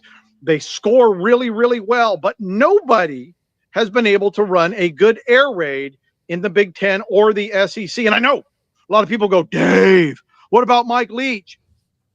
Number one, Mike Leach is the air raid godfather, and nobody should be compared to him. Number two, his offense at Mississippi State was never in the top 50 of scoring efficiency. The man won games off of pure football genius. I don't know what it is, but it was amazing what he did. Seth Luttrell couldn't do it at Oklahoma. They're trying the same exact experiment with the same offense and a different guy. The question is, can Ben Arbuckle break the trend and be effective as the air raid in the SEC or not? Nobody's done it, and because of that, I got to fade it. Okay. What are your thoughts on, I'm going to ask you a couple of coaches that are out there that are looking to move up. Jamie Chadwell and John Sumrall, as far as their prospects, because they're mentioned for just about every job that's open right now. Yeah, kind of as they should be. Yeah. As they should be. We are working on 7 of the coaching searches right now. Oh, okay. All the big ones have asked for their profile. Okay. So this is one of those things. Look, I'm a guy. I've been doing this long enough. I will tell everybody listening right now, 99% of what you hear out there is bullcrap. It is people making up, throwing crap against the wall, throwing darts. It's all made up. 1% is real, and that's usually fueled by agents or a booster floating a balloon. So don't buy most of it. But the idea that Chadwell, that Jamie and John are being looked at by everybody, yeah, it's not only is that not a surprise, but it is real, and I don't blame them. If you saw their numbers, you would go, yeah, they deserve consideration to get out of Tulane and Liberty. One thing, Kittley from Tech, now at Florida Atlantic. And, I mean, he's done well at Western Kentucky, wherever he's been. What are your overall thoughts about that? And what about Tech trying to then replace him? Because I think they were born because of Leach to run the air raid for the rest of their lives.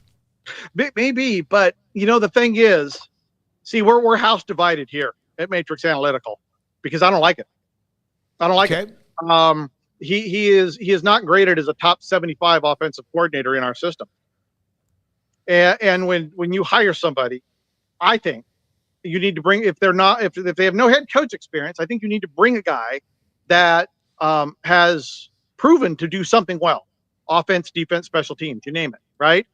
Pete Lembo at Buffalo, special teams. Most of your guys out there were good in offense, good in defense.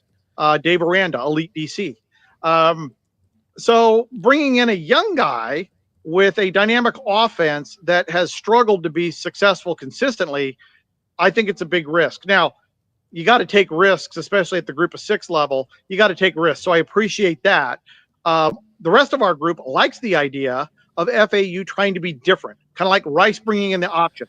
We love that because he's been successful at it. I don't like Kittley so much simply because there's a lack of consistency in the offense. Mm-hmm. But I will say FAU is at the rock bottom. You can't get any worse than where they're at right now. So all he can do is go up. Hey, man, fantastic segment. And we appreciate you showing us the beauty out. Tell everybody where you are, unless you're not allowed because you're on some sort of no. Mission. This is my backyard, man. I'm in the back 40 of the property, just getting out of the house for a little bit. So, but I'm in the Pacific Northwest out here in Oregon, and I'm about 5 miles away from 10 wineries, Smokey. So anytime you come out here, I can drive you around and be your DD, baby. You got to follow what he does. Dave, thank you, buddy. Dave Barou, College Football Matrix with a ton. And Texas Tech fans on and in the chat room are thrilled with what they just heard him say about Kittley on his way to FAU. And that kind of, I wasn't sure. I kind of have heard from both of the Tech fans one way or also the other. And live in Oregon on the show. Yeah, so about 5 of them just commented. Yeah, I know. That were, a lot of emojis. A lot of emojis. Barou just made Tech fans happy with those comments. I don't know if Kim is. I know Katie Rader is. Yeah. Kim's kind of torn on this. And really, for Joey McGuire, think about all the things that are going on with him. You've got Hudson in the transfer portal, whether that lasts long or not. You've got both coordinators. And then on top of that, you had a pretty good year, but trying to keep things from the fire burning. It depends on how you look at it. Some of these changes are popular and some of them are not. Yeah, I definitely think there was an element of numbers lying a little bit in terms of the actual impact of certain statistics, right? He threw for a lot of yards, but were they valuable yards that won a game, or were they yardage that was really just sort of empty in the big picture, right? I think there was a lot of that with Kittley's offense, where maybe not so much the stats part of it, but the play calling in certain situations, the relying so heavily on Taj Brooks. That is a massive loss for them next year. And so I don't know what that offense looks like without Kittley or without Taj Brooks in there next year. And now we'll not see. We won't know. We won't see it because he'll be gone. But, yeah, you can definitely have a couple of different perspectives on that. But I'm glad that Dave was able to, I guess, allow a few fans there in the chat room to feel much better or just feel good about the situation. I wonder how many of the Tech fans, and we have a nice chunk of you with a lot of other fan bases, will get what we just had on and just share it with your fans and friends and alums and boosters or whatever of Texas Tech football. Thanks to Dave Barou. And a lot of that, as you saw, right off the top of his damn head. And, in fact, a couple of questions that Paul asked about oh, my God, I just went blank. But Gus Malzahn and Tony White. No, the guys at Chadwell and John Sumrall as well, and it just popped in. You could see him smile when those names were brought up. Yeah, I just think both of them have – Sumrall runs kind of a unique defense, an intense defense. Jimmy Chadwell runs this offense that nobody else runs. That's really cool. And I think that teams should say, hey, innovation's good. There's never something that cannot be learned by even those who are the greatest of all X's and O coaches around America. But I love the fact he brought that up about Mike Leach, rankings and all that. Because he was a genius. The late Mike Leach. When we come back, Craig Smoak off the radar. And then also Rod Babers, former Texas defensive back, who's on, what is it, Texas on 3, not on 3, Texas on Texas football, analyst for them. We've had him on many times. Look forward to that. We'll have a Big 12 North Pod, John McClain, Paul's Top 5, a bunch. And we appreciate those of you today watching.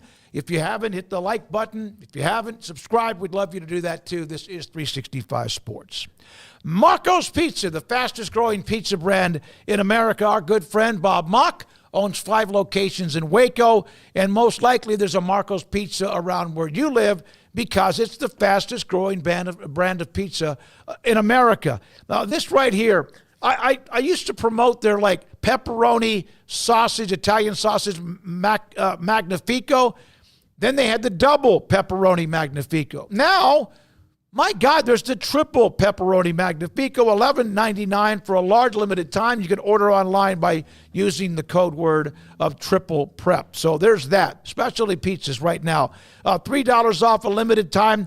There's a code special 3. Traditional or boneless wings. Order those right now. They have plain, buffalo, garlic, parmesan, and barbecue. I have to order mine plain. I can't get the stuff that's the hot or any kind of spices on the wings because I wear contacts.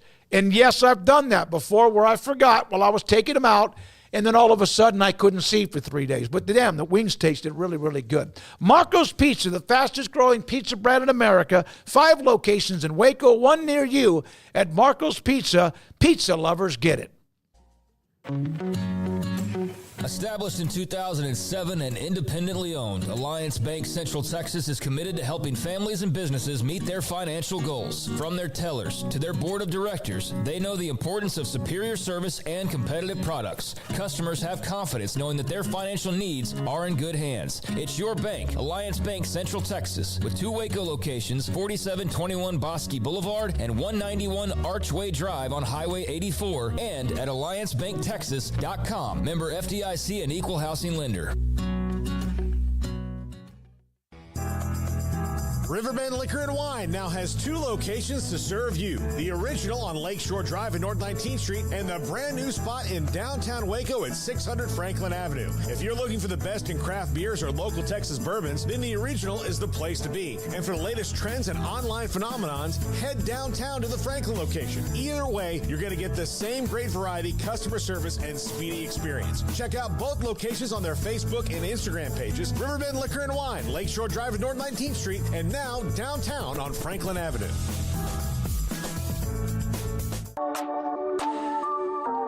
This is Craig Smoak's Off the Radar, presented by Alliance Bank.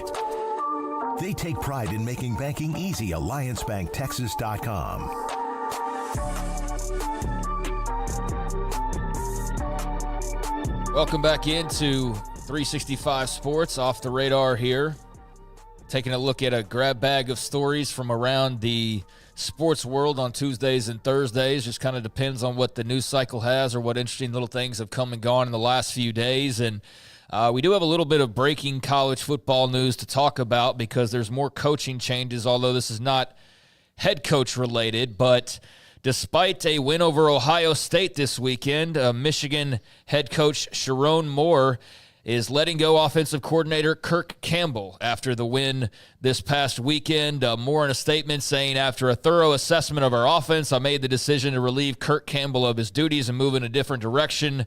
This was a decision that I felt was in the best interest of our football program. I want to thank Kirk for his hard work and dedication to the university, Michigan football, and our student athletes. I wish him well in his future coaching endeavors. The future endeavors is never a good thing. But I guess if they're wishing you well, that's good. But tight ends coach Steve Casula will be the interim OC as they conduct a national search. And this comes on the heels of you lost had the big get in Bryce Underwood, right? You felt like the offense and the way the Wolverines have played this year definitely needed a bit of a shakeup. You got that good news not too long ago. But despite the win over Ohio State, changes are in order, and I think we can all agree that that offense can certainly be a lot better than what we've seen. So Michigan going with the change there at offensive coordinator. No more Kirk Campbell. I didn't know much about him. No, well, I mean, he didn't give you much to know. Yeah. I mean, he wasn't the offensive coordinator last year. Obviously, that was Sharon Moore. Yeah. And, you know, they made a – hey, move your plug again. I am. And obviously they don't, they didn't have much to talk about this year on offense, and they didn't go get a quarterback, which is a big problem for them. That appears will be remedied this year. But I wonder, Josh Gaddis is probably going to get let go at Maryland, and he won the Broyles Award when he was at Michigan. I wonder if they might bring him back because he and Sharon Moore have that connection. So most of the time when you build a staff or you have to redo that, you bring people in you've been with before or who coached alongside them or they were on your staff. So it remains to be seen. But they got to hit this right, and you wonder how much Bryce Underwood or Miller Moss or whatever else it might be might make a difference in who they hire. Yeah, so Michigan making the big change there. That just came down in the last half hour or so I wanted to pass that along. Also, did you make mention earlier that UAB announced they're bringing back Trent Dilfer, and the fans are not taking this well. They feel like the UAB administration is trying to kill the program again. That's how well that decision is going over. I brought up yesterday that we were thinking about Jacob Zeno's leaving, the quarterback who's also been at Baylor, and I mentioned what was surprising to me is that Trent Dilfer wasn't leaving, and he's not, and I go ahead with that. Well, no, he's back. I mean, that was the thing, is he's back, and he's going to stay on as UAB head coach. That announced here in the last hour or so officially. Athletic Director Mark Ingram sending a letter to the fans saying that while the last 2 football seasons have not met UAB's standard of excellence in the least, nobody, including himself and Coach Dilfer, think that that's okay, and that in a short time, Trent Dilfer has demonstrated a tireless work ethic on and off the field to make a positive impact, blah, blah, blah, blah, blah. It was a really long letter because a lot of people are really mad. So Trent Dilfer is officially coming back, and AD Mark Ingram wrote a really long letter to soothe feelings, but I don't know. The major reactions that I've seen, like I said, were they're trying to kill the program again. And I have been completely unimpressed with what Trent Dilfer has done. Jacob Zeno, that didn't follow up nearly the way I thought after the year that he had last year. So curious to see what his options even are at this point. I mean, you were at Baylor, you've been at UAB. I don't know what else is in store for him. By the end, you had Jalen Kitna was starting for UAB to I mean, I don't even know how I describe it. He had a pretty big game a couple weeks ago, not so much last week. I don't know really what the juice is to squeeze there because I just don't simply know enough. But, yeah, anyways, Trent Dilfer is coming back officially to Alabama, Birmingham, and hopefully not to kill their football program for the second time in the last few years. The guy that was there, Clark, did he retire completely or did he go somewhere else? No, he retired. He had a pretty, intense back surgery. Okay. And he was retiring from there. But now, apparently he's doing great, and he's interested in maybe getting back in the mix. Now, what Dave Bartu just said there might have been one of those things, but I read Football Scoop had it. Bill Clark is, feeling good and might want to get back into coaching. And so a job like Charlotte or something would make sense for him. But, yeah, they had a great coach in Bill Clark, and especially for their program and building it back up. But, yeah, Trent Dilfer and, there's – what is it? Zach Gelb told us there's no more overly sensitive bunch of wimps than college football coaches. I totally agree, by the way. 100% agree. Yeah, exactly right. Just, absolutely, cagey most of the time. And when you meet one who's not, you're just like, oh, this is refreshing. This is good. Trent Dilfer has that with also being a guy who's been in the public eye for 30 years. And most of that has been, you are the worst quarterback on a Super Bowl winning team ever. And I think it's gotten in his brain. Yeah, his antics and just kind of his demeanor and his attitude, a couple of times that I've caught it, is not appealing whatsoever to me in the slightest. And I would be livid if I was a UAB fan as well. And you're right about him being like, well, if you can win a Super Bowl with Trent Dilfer, that's the tagline basically for a lot of the NFL teams over the years who don't have necessarily the elite quarterback that, hey, it's doable. Trent Dilfer won a Super Bowl. The guy's had a lot of success in his career, but being the UAB coach has not been a part of that success. And so they were 3-9 this year. They were 4-8 the year prior. We'll see where it goes from there, but that's not getting rave reviews as you might imagine, but just more coaching carousel talk there. So with that taken care of, a couple of things from the NFL. Had Monday Night Football on last night, and turned out to be a pretty fun game. Broncos over the Browns, 41-32. Your boy Jameis just cannot stop throwing to the other team, and even had a kind of funny comment, as Jameis would, after the game, just talking about praying basically to stop throwing these interceptions and all these turnovers. But he does have a problem with that. That's plagued him. So Broncos with the big win, 41-32 over the Browns. And the Cowboys will be on Monday Night Football next week against the Cincinnati Bengals, but we were off the air. So how about them Cowboys, Paul, on Thanksgiving Day, the big win over the Giants? It sure seems like there's a little ramping up for this close to the season. They have a very good shot at beating the Bengals, who have a terrible defense this week. Now, I think Joe Burrow will have something to say about that in this game, but the game could be high scoring in there. But I mean, why are you not jumping on the hype train that they're turning it around at the right time? No, they are. This is a roll. And they're going to finish in a wild card spot, end up with the 22nd pick in the draft. That's 2 wins in a row, division wins. They could win 3 out of 5 or 4 out of 6 or something like this. They're still not going to make the playoffs. And then there's going to be this idiot group of fans that, because I do this for a living and I have to read these comments, are like, well, I think Cooper Rush is better. And you're like, shut up. Why do you have to make them sound that way? Because that's how they sound. No. That's how they all sound. It could be like a CEO of a business. No. If you're a CEO of a business, it's not, and you think Cooper Rush is better, I don't want to patronize your business. I honestly want your building to collapse. That's what I want. I just can't stand, and they just won't. Just give up. You're not going to the playoffs. They just won't die. No, they won't. And they're just limping along here. And they're like Monty Python. Only a flesh wound. No, they're getting healthy, so that's why they're doing better.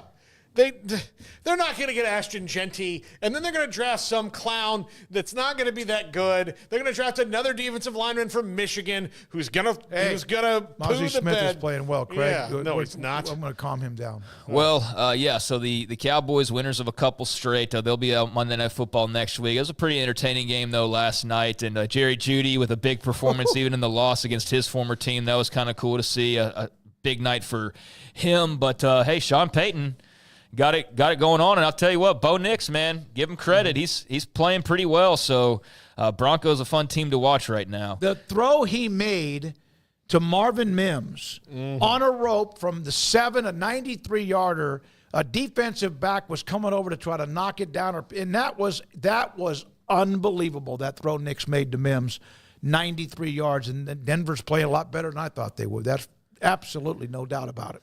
Yes, and I was going to get into some Pro Football Hall of Fame stuff, but I don't think we have time here, so I'll just cut that and get back to it maybe on Thursday, just as far as they're whittling down the classes, mostly for some of the other peripheral type of honors, like the senior committee and that sort of jazz. So I'll get to that maybe on Thursday, but a couple more notes. One, you guys are big Tiger Woods fans, yes? Yes. Two huge Tiger Woods fans, and he said again today, asked about his timetable for a return. He says, I truly don't know. He had to pull out of the Hero World Challenge this week after another back procedure and said he's not physically ready to return to the PGA Tour and that he has a long way to go after said procedure. The event's out in the Bahamas. He said that he's still rehabbing his back. The surgery that he had is called micro-decompression surgery, and he hopes that he can be strong enough to play. This is his goal, to reach his goal of playing once a month. Mm-hmm. So he's just hoping to get strong enough to play once a month, much less hoping that he can return to the PGA Tour at some point. He said, I didn't think my back was going to go like it did last year. It was quite painful throughout the end of the year, and hence I had another procedure done to it to alleviate the pain I had going down my legs. So whether my commitment going forward is once a month, I truly don't know. I'm just trying to rehab, get stronger, feel better, et cetera, et cetera. He'll be 49 in about 3 weeks. Well, and about 4 weeks from now, 27 days from now, on December the 30th, and he played 5 events last year, so not looking good for some big. I mean, the days of like any grand return and like, riding to the mountaintop, those memories happened a few years ago. Those aren't going to happen again. But he's got to make a cut, much less do anything else. He teased us when he won the Masters that maybe there was going to be another surge, but I don't expect him to win another tournament again, much less play more than 5 times a year like he did last year. So I hate it because I love watching him play. But yep, just unfortunate there, and that car wreck just did a number, did an absolute number on him. So meanwhile, got some other stuff going on starting this evening, and that is the Big East Big 12 Challenge. As I don't know how you guys feel about these challenges. I like them. I like the way that they line up the schedule and line up the matchups. And so clearly when you're talking about the best teams in America, the Big 12 has been able to kind of brag about that a bit over the years, and the Big East certainly has its repertoire of teams, and they feel good about bragging a little bit too, so should make for some good basketball. And it'll start tonight with a trio of games, as you'll have Cincinnati at Villanova and also BYU at Providence. So that'll be a part of that Big 12 Big East Challenge. Arizona State also playing tonight against San Diego. But, going to have a little basketball in store. That Villanova-Cincy game starting at 5:30, so here in just a little while over on FS1. And then BYU at Providence, that'll be 7:30 on FS1. So just trying to throw a little college basketball in there for the hoops heads out there, even though it's not necessarily my repertoire, my big go-to, but I know it is for a lot of people. And so we're going to see some more matchups over the coming days, and that'll include Baylor-UConn coming up as well. So some big-time games, and you also have Creighton, Kansas as a part of this field. So some big fun Big 12 Big East Challenge starting this week.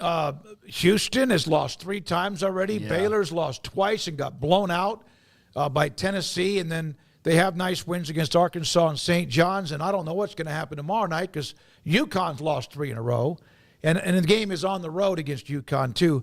Big 12 and Cincinnati's playing well. Iowa State's pretty good, and, of course, KU and Cincinnati are both combined 13-0 so far. Yeah, so Cincy Villanova tonight, BYU Providence tonight, but then tomorrow you'll have Baylor UConn. That's a top 25 matchup, and that's Alex Caravan in that game. Yeah, and that's 15 versus a 25. Imagine betting somebody that was going to be a 15 versus 25 game, and that UConn would be 25. Mm-hmm. You'd maybe see it like, oh well, they're 15. They lost a couple of games. No, they're 25th. They're hanging on in the rankings. Number 1 KU at Creighton tomorrow night.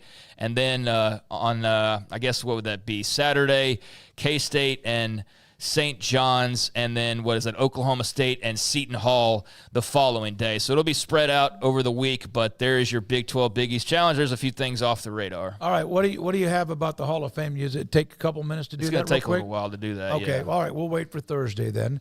All right, thank you. The Off the Radar every Tuesday and also Thursday at 4:45. When we come back, we're going to hear from Rod Babers. We'll have Hall of Famer John McClain.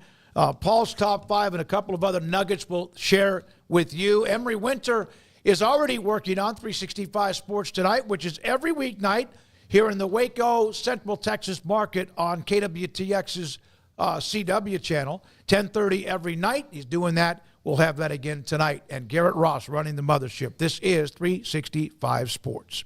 Pioneer Steel and Pipe. Some of you make comments when I bring them up. And by the way, people have been making comments about them since 1943 and extremely popular. Very, very highly rated. 1943, and they are in a building that they moved in a couple of years ago, in fact, this month, on the east side of I-35 in Waco, Loop 340 and Highway 6. PioneerBoys.com online. Pipe, steel, metal, what you need to build something. Buildings, real estate, commercial, something if you have a lot of land and a ranch or whatever and you need to build a culvert for the entryway or change up the gate, they can do that too. Pioneer Steel and Pipe with the best when it comes to pipe, steel, and metal and what they've represented since 1943.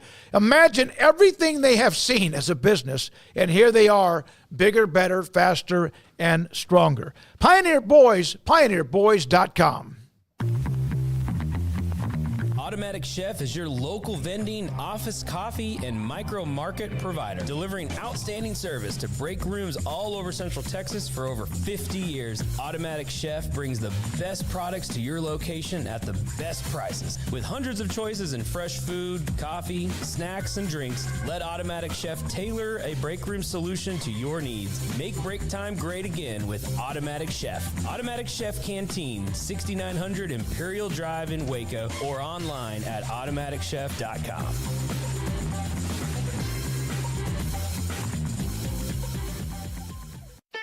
Don Humidor, your home with a 48-foot walk-in humidor with the elite cigar brands from around the world, including the #1 cigar of the year, Aging Room Cuatro Nicaragua. Plus, they have the great brands like Macanudo and Artur Fuente, Rocky Patel, Aston, and so much more. CBD, great for sore muscles, aches and pains, sleep, Vita Dreams, and anxiety, mild depression, general health and wellness. Their staff very knowledgeable on the subject. Don Humidor in the Townwest Shopping Center off Valley Mills in Waco. Want to send a message to the show? Jump in the Rudy's Country Store and Barbecue chat room. All right, here we go, 365 Sports. We're waiting on Rod Babers, former Texas cornerback. Do you have the stop rate? Because that's a good way to enter into that segment with him. The top defenses when it comes to stopping an offense and the percentage time you do, the points per on defense, Texas at the top. And they flexed all their muscles, all of them. in that win against Texas A&M on Saturday. Ohio State still 2, Notre Dame 3. You know, they can always be like a team that just at a certain time, especially in the postseason, oh my God, they are slowly and methodically having a hell of a year, and they're right in the middle. They're going to be a part of the playoff. We know that. Tennessee, and then Indiana, which gets all the discussion about them, of course, is about what they do on offense. Ole Miss, Alabama, Sam Houston, and then Miami of Ohio and Army in the top 10. Yeah, Ohio State had a great stop rate, but also this week so did Michigan. Yeah. So that's Carissa on the chat room is going to be mad at you. Well, I mean, she said yesterday she came back Ohio State fan. She's not very happy. She's in a very foul mood. Yeah, I would be too. Yeah, I mean, who wouldn't be? It's never fun losing to your rival, much less it becoming a streak, and much less when it's not supposed to happen. This is like when I guess there's probably countless examples, but I think it was Mac Brown was basically like teetering off the seat entirely in Austin. They beat Oklahoma. Like I just added, like he was like, what the hell? Like where did that come from? I think Charlie Strong beat him as well. Like right after that, I don't know. Like just rivalries, you never know. Even when a team's down, and Michigan's not like some poorhouse program. They're fresh off the national title. Obviously, things haven't been great, especially offensively, but that's the game, man, right? That's the game. And so you line them up, and you never know what can happen. And that was really surprising. I wouldn't say shocking, but for some it probably was. But it was definitely, at the very bare minimum, really surprising that game went the way that it did. And what a I guess, yeah, bad loss to have to try and digest if you're an Ohio State fan. You weren't expecting that whatsoever. No. When was the pick? Was that early when Michigan picked off Howard? Mm-hmm. Wasn't it like inside the red zone or whatever? Yeah, and set him up at the doorstep. Warren threw 2 picks in the end zone in the game. I mean, so it could have been worse for Ohio State if Michigan, again, Michigan's got to be, and this is part of the reason they fire their offensive coordinator is, you know, they were in a situation where it was very obvious one thing was wrong with them. Like, they had a good defense all year. The offensive line was fine. They could run the ball. But if they got into third down and anything more than a yard and they had to throw, that wasn't going to happen. And, you know, you don't have to throw a lot to win games, but you have to be able to do it. And they couldn't. And that, I think, is what's probably the most frustrating thing for Ohio State is that they lost a game to a team that could not throw the ball. Yeah, and you know how Big Ten was that game? 13-10. Without the only receiver that mattered to them in Colston Loveland was out. Yeah, and their best defensive player. You're not allowed to have more addendums. Will Johnson, he was also out. So those receivers are the best cornerback. You've got Jeremiah Smith and Arbuckle and Carnell Tate and all these guys, and Will Johnson's not out. That should be a day where you feast. Didn't feast. Yeah, it's a rivalry game. You never know. 13-10, Iowa, Nebraska. 13-10, Ohio State, Michigan. Michigan, Ohio State. That's such a Big Ten type of a day. I don't know. Is Ohio State, Michigan ever on a day when it's not overcast? Because, of course, they play in November. Like it's a dreary overcast. I wonder if they've ever played in the sunshine where they melt that game. Because it always seemed like it's, from the days when I watched it, yes, I'm old, with Woody Hayes and Bo Schembechler playing back in the late 60s and also in the early 70s. Bracket Cat, I'm going to take your question about TexasBeefHouse.com that you just asked, and I'm going to send that to Samantha Duvall at TexasBeefHouse.com to get feedback from her. I just saw Rob Baber said he would be on with us in just a second. I made this comment over the weekend about the college football playoff. However, whatever comes out of it on Sunday, this to me will be the test of whether or not they're full of it. Not the only reason. Believing that they're not going to avoid SEC or Big Ten teams against each other in the first round. I understand that they would rather not have a rematch, but not everybody plays everybody. When I will believe them in some way is when they come out with the first round games and there's an SEC team or a Big Ten team playing against somebody in their same conference or against each other. And to me, it's almost inevitable that that's going to happen. And I sure hope that they don't say, well, if Georgia and Alabama are not conference champions, they surely can't play each other in the first round. Why not? Why not? That's my opinion. Craig, all right. Is Rod now, there? yeah, we're joined by Rod Babers, former Texas defensive back, joins us on 365 Sports and, of course, a part of what he does with On Texas Football. How you doing, man? I know it's not been a great week for you, but you won't be out there free agent for very long. Look at that beautiful smile. How you doing, buddy? I'm doing great. Thank you for the kind words. I appreciate you having me on. And, hey, when my Longhorns are good, it's hard to put a damper on that, right? Hard to rain on that parade, and that's certainly what we're talking about today. All right. How much or does what happened in Austin put a scar in Texas, and or is it leverage for revenge? Is that even come into play? It has to. I think it's a big part of why Texas, in my opinion, has a good chance to win this matchup. Hard to beat a good team twice. There's no doubt that Georgia overwhelmed Texas that first time around, and it was mostly their defensive front versus that Texas offensive line. The Texas offensive line has since, and they gave up 7 sacks in that game. And then they were struggling at the time, right? 7 sacks in that game. I believe they allowed 11 sacks in a 2-game span after that Vanderbilt contest. And since then, that Texas offensive line has played some of their best football. And I think especially in the running game, that's where Georgia really suffocated Texas. Not only did they apply a lot of pressure when Texas was in third and long and predictable passing situations, but Texas could not run the football at all. They had a abysmal rushing performance. In the last 2 weeks, Texas found their rushing identity. All right, 250, 240 yards rushing in the last 2 weeks, and they went on the road to A&M, and that run game traveled. Trey Wisner ended up with 186 rushing yards, a career high.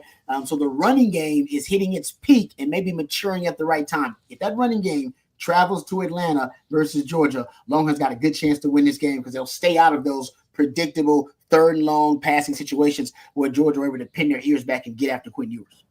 Rod, Trey Wisner being a stud is not surprising to us because we covered him in high school at Connolly before he went off to DeSoto. Yeah. And back then he was a bit skinnier, but he could still slide and he had that speed and he's got a lot more tough. He had toughness then, but now he's got like the muscle to back up some of that toughness. Oh, yeah. So I'm not surprised, I guess, but when you're surrounded by 5-star backs and you're young and you got to do some certain things, but what has impressed you so much about him or impressed you most about him? And just what are your thoughts big picture when it comes to Trey Wisner moving forward in this offense? Well, yeah, you're right. I mean, the football character stands out. Sark talked about that, how this is a guy that earned the respect of his teammates on special teams, because that's where he really cut his teeth. That's where last year he could get the most playing time because that running back room has been so loaded. And even to start this season, it's been really loaded. He was patient and waited his turn. And I think that patience actually that is symbolic of a trait that I think also that of his athletically that helps him in his performance as a running back. He's a really patient runner. The Texas run game has some variety in it, but the wide zone, the split wide zone is kind of their bread and butter run concept. And it takes patience to allow those blocks to align, patience in terms of your vision to see the cutback lane when it's there, if it's there. And he's got elite vision and elite patience as a runner.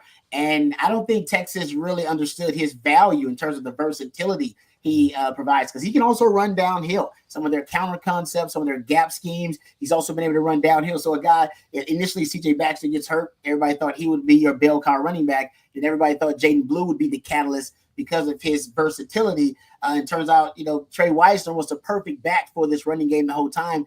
Dealt with a hamstring injury early on this season. Sark said if not for that hamstring injury, he thought that he probably would have ascended to this role as the marquee running back earlier. But there's no doubt about it, guys. He is one of the most trustworthy players on this team now, Trey Wisner. And not a lot of people would have expected to say that this late in the season, but that's where Sark went when there was a crisis, all right, among the offense, disastrous third quarters where you had a pick six and a fumble versus A&M.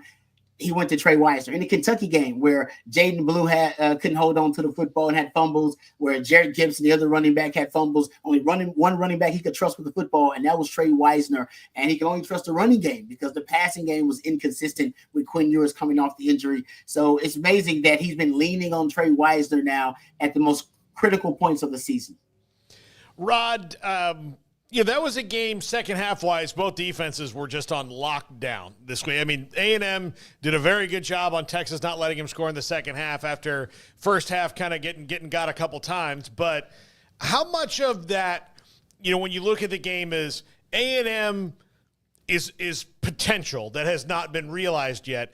Texas has now been in this for the last couple of years, a year in the Big 12 where they were good but not great, and then winning the Big 12 and then hitting the ground running, having played in a lot of these games, as for this A&M team has not played in any of them until Saturday night.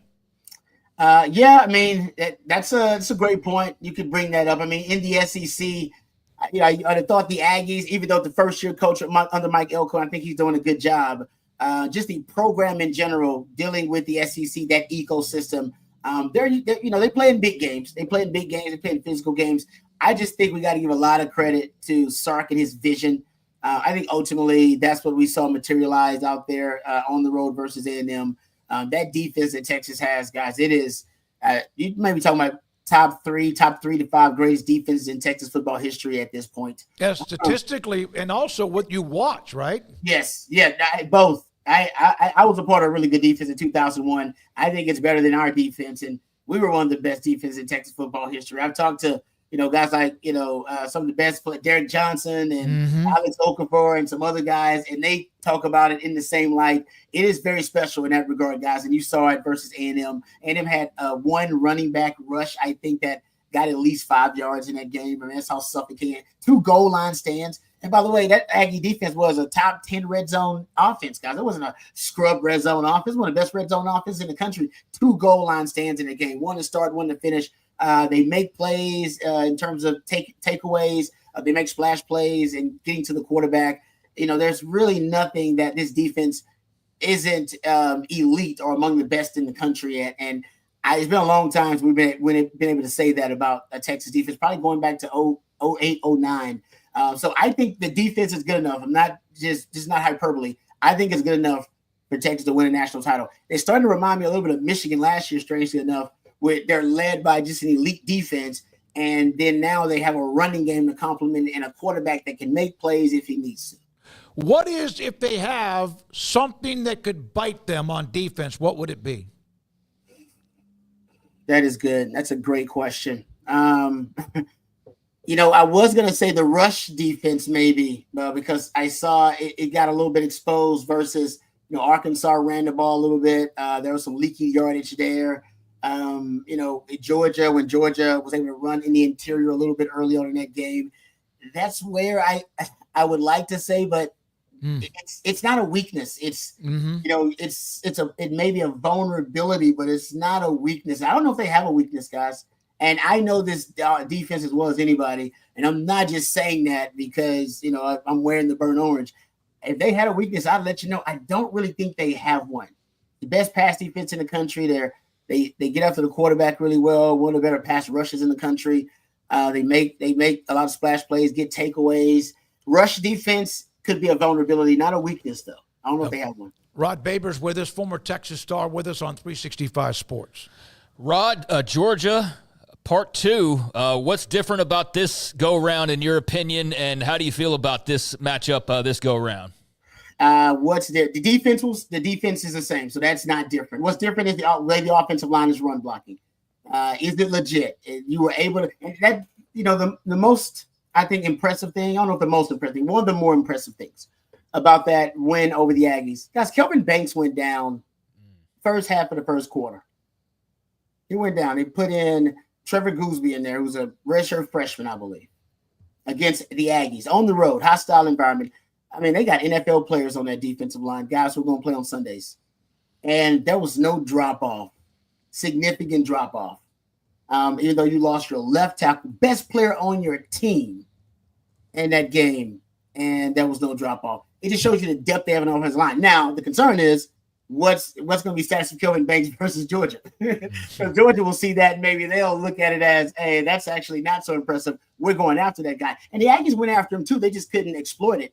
I think that's the difference, the way the offensive line is playing. Hopefully Kelvin Banks is back. But my point is, even with Trevor Gooseby, their offensive line is playing at a really, really high level. So the running game now has found its groove, it's found its identity. That's the difference, the biggest difference to me. And if you can get a Quinn that doesn't play his worst half of football ever, potentially, like he did versus Georgia, Texas will have a really good chance because their defense will keep them in every game and will. Rod, Quinn Ewers continues to play through injury. Arch Manning, came in running situations. Is that where Texas gets a little maybe tight and locked up? Is how do you judge Quinn Ewers' health and effectiveness throughout a game? Because he certainly earned the opportunity not to be benched unless he's playing really horrible, which he hasn't. But you also have a situation where he's playing through injury, and you kind of have to rein some guys in sometimes. Yeah, Sark said before the game, before the Aggie game, that he made Quinn, I believe on Thursday, hey, I need you to give me a practice where you're showing me everything, right? I need to be able to judge accurately if you can go in that game full speed, and if there are any lingering effects of the injury. And he decided after watching him, go full speed in that practice that, hey, Quinn was ready to go and he could play at a high enough level to execute the offense. Now, he looked still very mobile. We were worried about mobility. He's got plenty of mobility. We saw that in the game versus the Aggies. That's why I think Texas getting any type of bye week going into the postseason, the college ball playoff, is important because you do have a quarterback that's injured. But the truth is, and I'm glad, Coach pulled out the Arch Manning package in the red zone. End up getting them a touchdown in the red zone versus the Aggies. I do think that you'll see that package going forward. I think it's something that they'll utilize going forward. And Arch there's a contingency plan in case Quinn, knock on wood, has lingering effects from the injury. The contingency plan is to make sure that Arch gets accelerated development here in the postseason, giving him more reps with the first team in practice to make sure he's ready to go. So there's no concern. There are a third of Longhorn fans who'd rather see Arch in there anyway than Quinn. I'm not one of those people. Rod, I hope you don't mind me asking the question, but obviously Ewers, we know about his ankle, and then he played really well. Like even had that huge run early on that really kind of like A&M was like, oh, damn. As a player on something like that, do they still like shoot up a player? Is that something that is still done? Because there's a lot of be careful with all that. But is like a Novocaine shot or something like that? I don't know about it now. When I played, it was a thing. Okay, and I wanted to lead to that, so I appreciate your honesty. No, I appreciate it. When I played, guys, they were like, shots for pain, whatever it may be. I know now there's more enlightenment about that, and we're more informed and educated about it and good, so you don't have kind of the long-term effects and things like that. So I don't know right now if that is the case. They talked about they have a revolutionary ankle bracelet ankle brace that he used there during the game. So that's about as far as I know. But back in my day, that was definitely a reality. Hey, man, if you can shoot it up so I don't have to feel the pain of it, then I can fight through it for the game. That's something that guys definitely took part in. Back in my day, I feel old now talking. Yeah, I think even back in the days when players were in high school, you could get that. Do you think Georgia plays to who they're playing as far as up or down the competition, or is that just a falsehood that you hear at times? I feel like Georgia's at the end of their – I don't want to say the end of their dynastic run, but they're so far into their dynastic run. If you guys watch like NFL, you see how Kansas City's winning games right now? Yeah. Right? They're just they play mediocre average football for like 3 quarters, and in clutch critical moments, they show up because they got the clutch gene. They now the DNA of their team and their organization now, because they've been in those clutch situations on the biggest stages. They actually now have a switch. They can flip it on and off when they need to. I feel like Georgia's at that point too, where they have that championship DNA, can flip the switch, and they flipped it on Texas. They did. And I think toward the end of dynasties, and Golden State was probably there at one point. When you're at the end of a dynasty, I'm not going to say, you are distracted, but I think there is a little bit of complacency. They don't get us up for some of those games.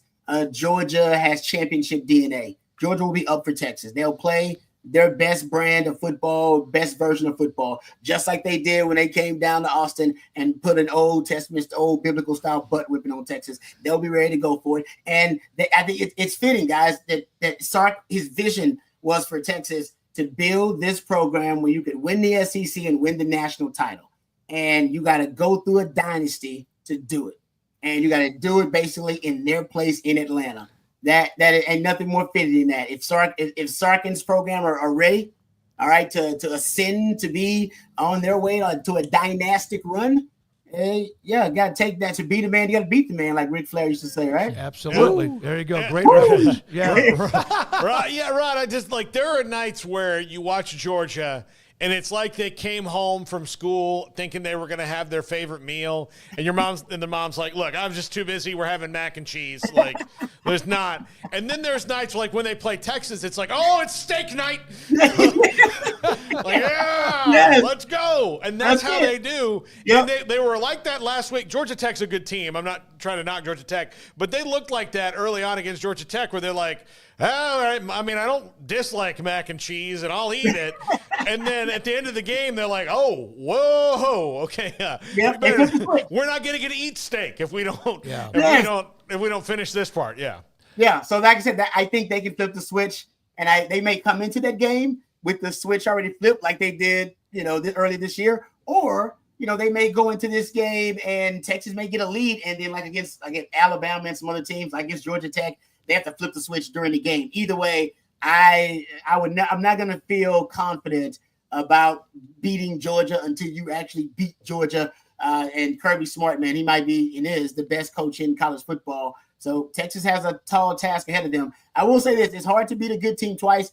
I experienced this in 2001. We played Colorado, and we beat the hell out of Colorado earlier that year. Played them in the Big 12 title game later, and lost to them. We had turnovers, 3 turnovers in the first half. We had multiple starters go down and get hurt. No excuses. We still should have won that game. My point is, it is tough, and we were better than Colorado at the time, but Colorado found a way to get the best of us. It's tough to beat a really good team twice. Hopefully that is the case for the Longhorns. Well, in 99, I think it was, Texas beat Nebraska in Austin and then turned around in the Big 12 championship game, because we know UT owned them from the beginning. But in 99, Nebraska beat up Applewhite pretty good in the Big 12 championship game. That's one of the examples that I can remember. Yep. Last thing, you mentioned about beating people in big places. They won in Ann Arbor. Yes, Michigan, not who they were a year ago. They beat Alabama in Tuscaloosa. They've won in Lincoln. There were places that were nightmares at times, but it seems like no matter if Texas was 11-1 or a team that was going to play for the national title or during that 10-year run, but my God, when there's a game like that, like A&M and all the buildup, it's like they play free and easy, and the other team seems to get a little bit like claustrophobic. Is that because no matter what the record is, Texas players we're still Texas? Is that true? There is some of that. I mean, you come to Texas for those big games, right? You want to play on the big stage. You want to play in those big games. And I personally, that's what I wanted to do. That's why I came to the University of Texas. So I think for the Longhorns, you should relish in that moment if you're a big time player. That's a few reasons that you come to Texas. You want to play with the best players. You want to obviously accomplish your dreams and go to the NFL. You want to play for championships, but you want to play in those big games. You want to make big plays in those big games. That's how you become a legend. That's how you get legendary status at the University of Texas. And I made a few big plays in big games, not enough because we should have won more of those big games. But I think that's what all players dream of, man, is making that big play in the biggest game on the biggest stage with the world watching. And that's when you come to Texas. Rod, great stuff, man. Good luck. We'll have you on again. They'll be in the playoff. We know that. It's just a matter of when are they going to play, how often they're going to have to play, and how long they keep winning. Thank you so much for your time. Love having you on. Thank you, guys. You guys take care. Have a good one. Rod Babers with us, former Texas defensive back. Great stuff from him on Texas, Georgia, coming up on Saturday in Atlanta for the SEC championship. When we come back, Hall of Famer John McClain around the corner. We also will hear from Paul Catalina and his top five. I got a little bit of breaking news here. All right. Go ahead. Yeah. I don't know what else we're going to get it in. Go ahead. Texas Tech has hired a defensive coordinator, Shehan Wood from Houston. The Cougars defensive coordinator now going to be packing his bags and leaving Willie Fritz and that program to go stay in state and stay in the Big 12 and link up with Joey McGuire and the Red Raiders. So there you have it. Shehan Wood, the Houston D.C., is now the new Texas Tech D.C., and now Joey McGuire needs to hire an offensive coordinator, but Willie Fritz has to hire both as a result of this after Ken and their OC prior to the finale and Sean Bell taking over in the interim role. So now he's got to go find a full-time OC and a DC with that news, and I think it's a good hire for Texas Tech. Houston had a really good defense, not only conference-wise but also nationally. So I think that's a pretty solid pick for the Red Raiders right there. I like that one a lot.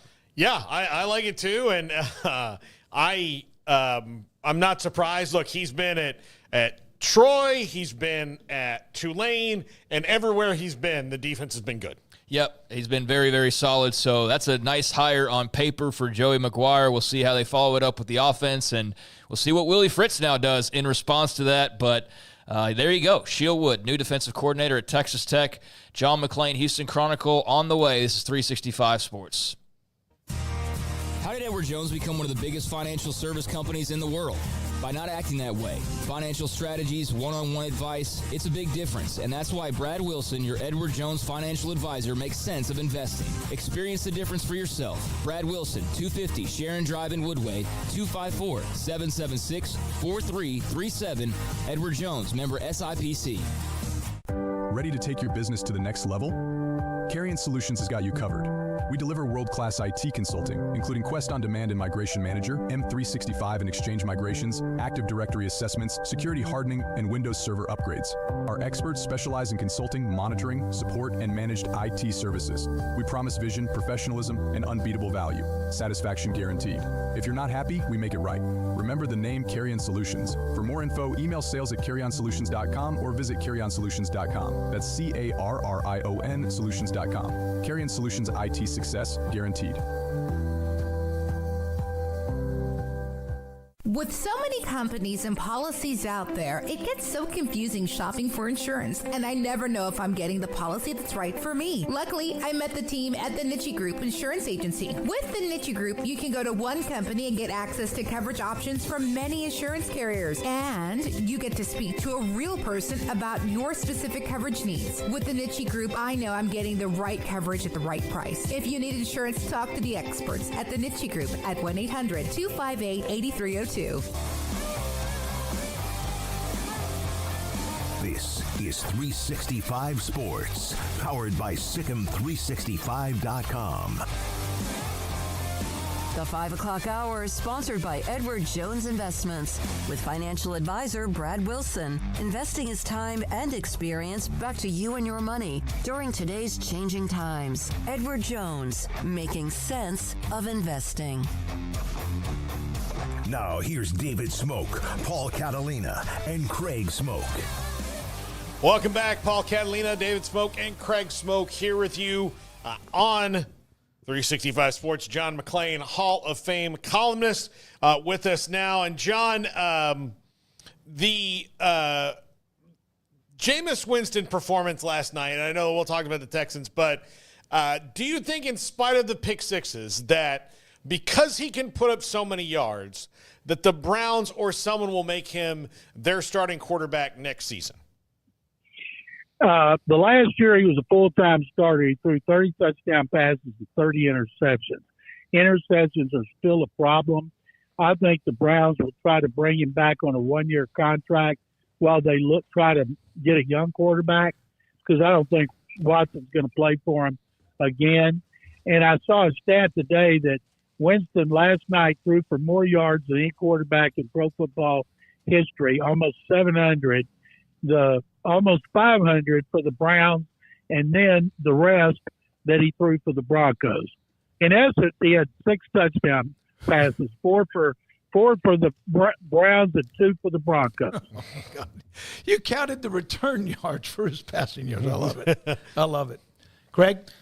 John, the Houston Texans, your beat there, 23-20 over the Jaguars to get a nice win before the bye week. How would you sort of rate where the Texans stand at this point as they get a little bit of a breather? Craig, you're the first person to ask me about anything involving the Texans other than Aziz Al-Shire. The Texans were lucky to win that game. They beat a team that was 2-9, a team that was the worst in the NFL in defense, but they still beat them. They haven't lost on the road to Jacksonville since 2017. Haven't lost on the road in the AFC South since 2021. And of course, the game was marred by Al-Shire's hit on Trevor Lawrence that got him ejected in the NFL, suspended for 3 games today, and he's appealed, hoping to get it suspended for 2. All right, well, let's speak of that. It was a hit. It did seem like it knocked out Trevor Lawrence for a moment. I've seen players, former quarterbacks, even defend the hit, or at least quarterbacks telling other quarterbacks you need to learn to get down. Obviously, the Texans are supporting him, as they should. As long as you've been covering the game, what were your thoughts on it? Well, I thought it was one of the most egregious hits I've ever seen. I tweeted immediately he should be fined and suspended. I thought he'd be suspended for a game, maybe 2, not 3. They're in their bye week, and when they come out, within a 10-day span, they play Miami here, at Kansas City, and Baltimore here on Christmas Day. That's within 10 days.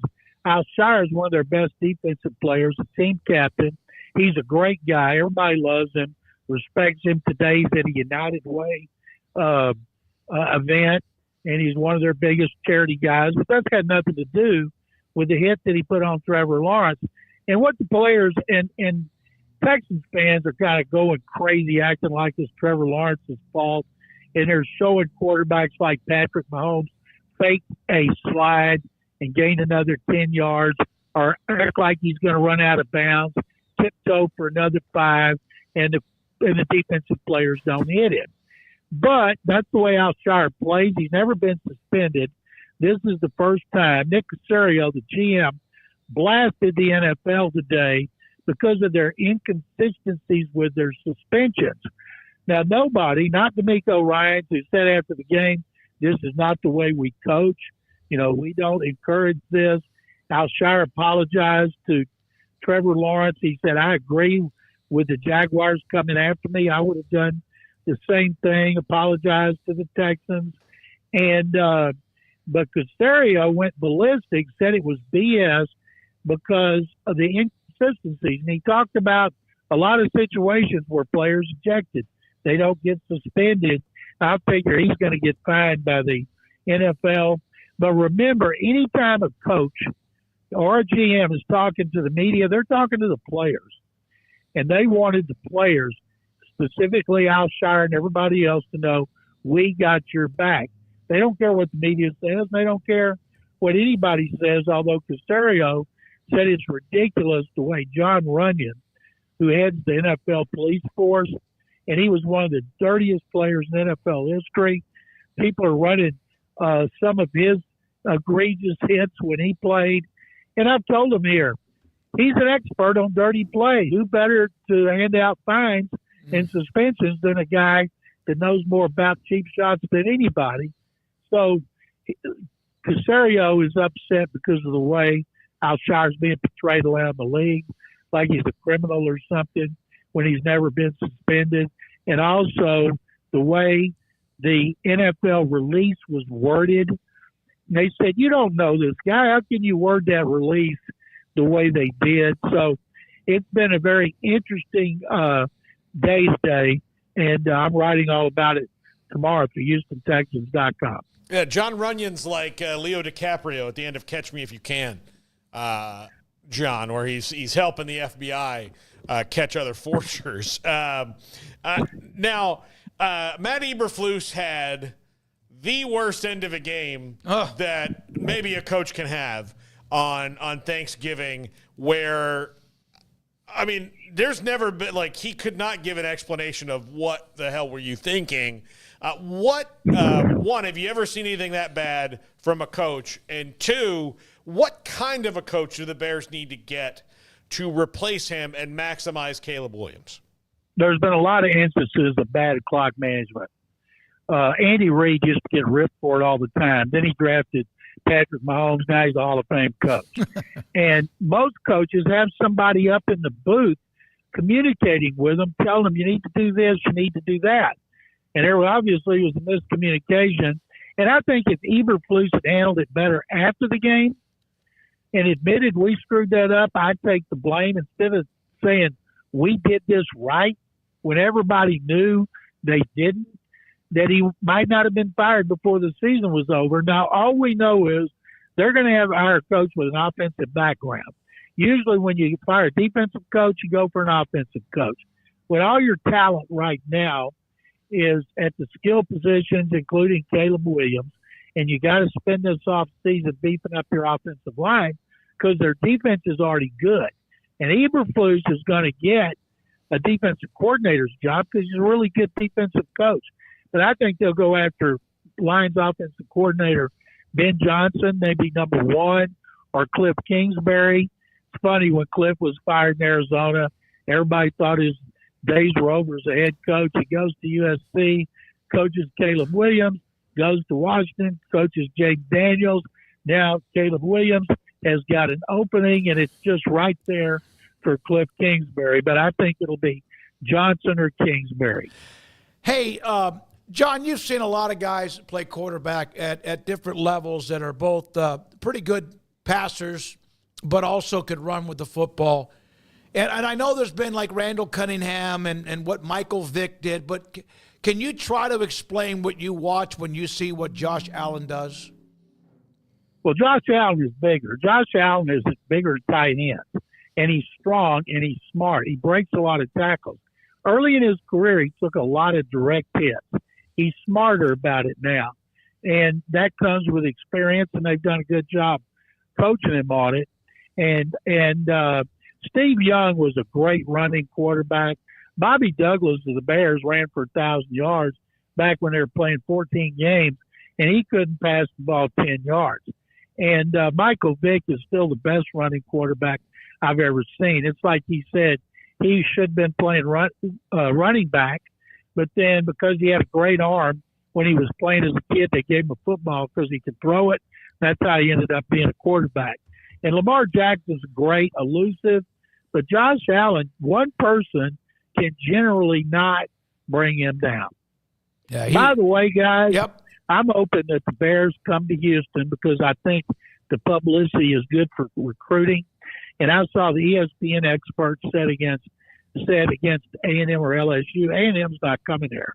They came here last year. They can't draw squat here because their fans, they don't want to be here. They think that the Aggies, all their players quit so they could get ready for the NFL. I'm hoping it's Arkansas because I'd like to see a SWC angle. It's a possibility of LSU if Baylor comes here. They always say it's up to the SEC and the Big 12. No, it's up to ESPN. Yeah, there you go. College football standings coming out tonight, one more, and then the one that matters. But your thoughts, because, John, the easy thing for Mack Rhoades to have done was fire Dave Aranda, move on, have to pay him a big check, but that's what everyone else seems to do. His job, I even think sometimes people thought that his decision about Aranda would be him with his neck on the line. And I remember I asked him this in a meeting last year. He said, it won't be the first time that people hire a coach, keep a coach, and then it doesn't work out. If, in fact, that's the case, okay, we move on. What are your thoughts about how patient he was and what Aranda has done to reward really a lot of people who thought he wouldn't be around by now? Well, I'm one of those that thought he'd be fired after the season when they started so poorly. I didn't think he deserved to be fired after last season because by his own admission, he was late to the table when it came to NIL. Now they're trying to get back in it and they're paying more money, which you have to do. And I'll say this about Aranda. I thought he made a mistake hiring Jake Spavital. I said, well, now why would he want to come there knowing that there's a good chance Randy could be fired after the season? Turned out to be a brilliant move. Hoping now that they give Spavital a raise because others, I'm sure, are going to be checking him out as an offensive coordinator. But you think about the players who are going to come back next year. Baylor is so much more attractive in this portal period than they were last year. So they need another couple of linemen. Jimmy Turner, write us a check. Drake McClain, write us a check. David Smoak, write us a check. Paul no. So I think that Baylor's recruiting is going to be good when it comes to the portal. Players are going to want to play there, and Spavital's done a great job. All those position coaches, the offensive line is so much better. The running backs, there's a lot of coaches on this staff that deserve a raise. You know what? Mac Rhodes might deserve one too.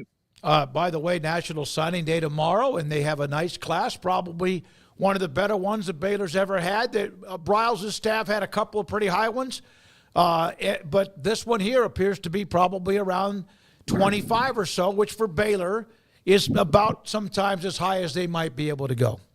Well, I hope they don't. I hope guys like Josh Cameron stay, don't go. Triggs stay, don't go.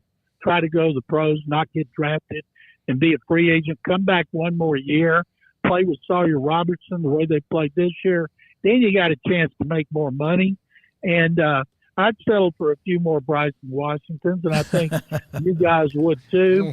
And I'm hoping they step up his NIL money. I'm guessing coming from Franklin, where he probably went to the Dairy Queen every day, that his price is going to go up because a lot of schools are going to be coming after him. The best part about Dairy Queen are those 3 tacos, crispy tacos. That's one of the best parts of going to Dairy Queen. Yeah. But wait, Dairy Queen in another state doesn't have tacos. What? Yeah. So when I was in Tennessee, we took Amanda's friend's son to Dairy Queen, and I went, there's no tacos. And he was like, your Dairy Queen has tacos? No, they do, and they're good. They're crispy. Well, I mean, you got to eat them pretty quick or they'll get a little soggy in that box. John, thank you, buddy. Great to hear from you, the Hall of Famer, whenever we can on Tuesdays. Thanks for your time. Good luck to those fighting Baylor Bears against UConn. Yes, sir. Pick 'em. Thank you. John McClain, Hall of Fame columnist. And in fact, I was going to ask him about the Hall of Fame story that came out today, but Craig wanted to wait till you get to what you wanted to talk about on Thursday, and we can follow it up with him next Tuesday. All right, when we come back, it's not done. We appreciate those of you in the chat. Also, direct message. The text line's always available, 254-339-1122. And every day on the show about 4:30, I have a reminder that pops up that says check the text line. For example, yesterday, I checked it in Paxton before the show. Had Texas defensively, points per game, this year's defense, allowing less than even that 0-1 defense that Rod Babers was talking about. And he said that even Rod Babers thought that this team and the defense this year is better than the one he played with. That was back when Mack Brown and company started to make a run when OU was winning those Big 12 titles. When we come back, Paul Catalina and his top 5. Waco Custom Marketplace, your hometown grocery store. And also, what a stretch they had when it comes to Thanksgiving, all of what they had, the pies available. Because they have a group of sweets every day, whether it's bread, not sweets there, but bread, kolaches, but also the pies, the cakes, and more. And this week, the specials. Sirloin steaks for $8.50 a pound, tri-tip $4.99 a pound. Whole chickens are $1.39 a pound, and also 10% off all of their fresh shrimp. And they have, a butcher shop with seafood, pork, poultry, and also beef. And there's also a tank with lobster tails if you want to get one of them, and those are some dudes now inside of that particular tank. Waco Custom Marketplace with all the seasonings and marinades and whatever you would want for whatever it might be, brisket or steak. What you want, they have it. Waco Custom Marketplace, the Bauer family, full-service butcher shop and bakery, 425 Lake Care Drive in Waco.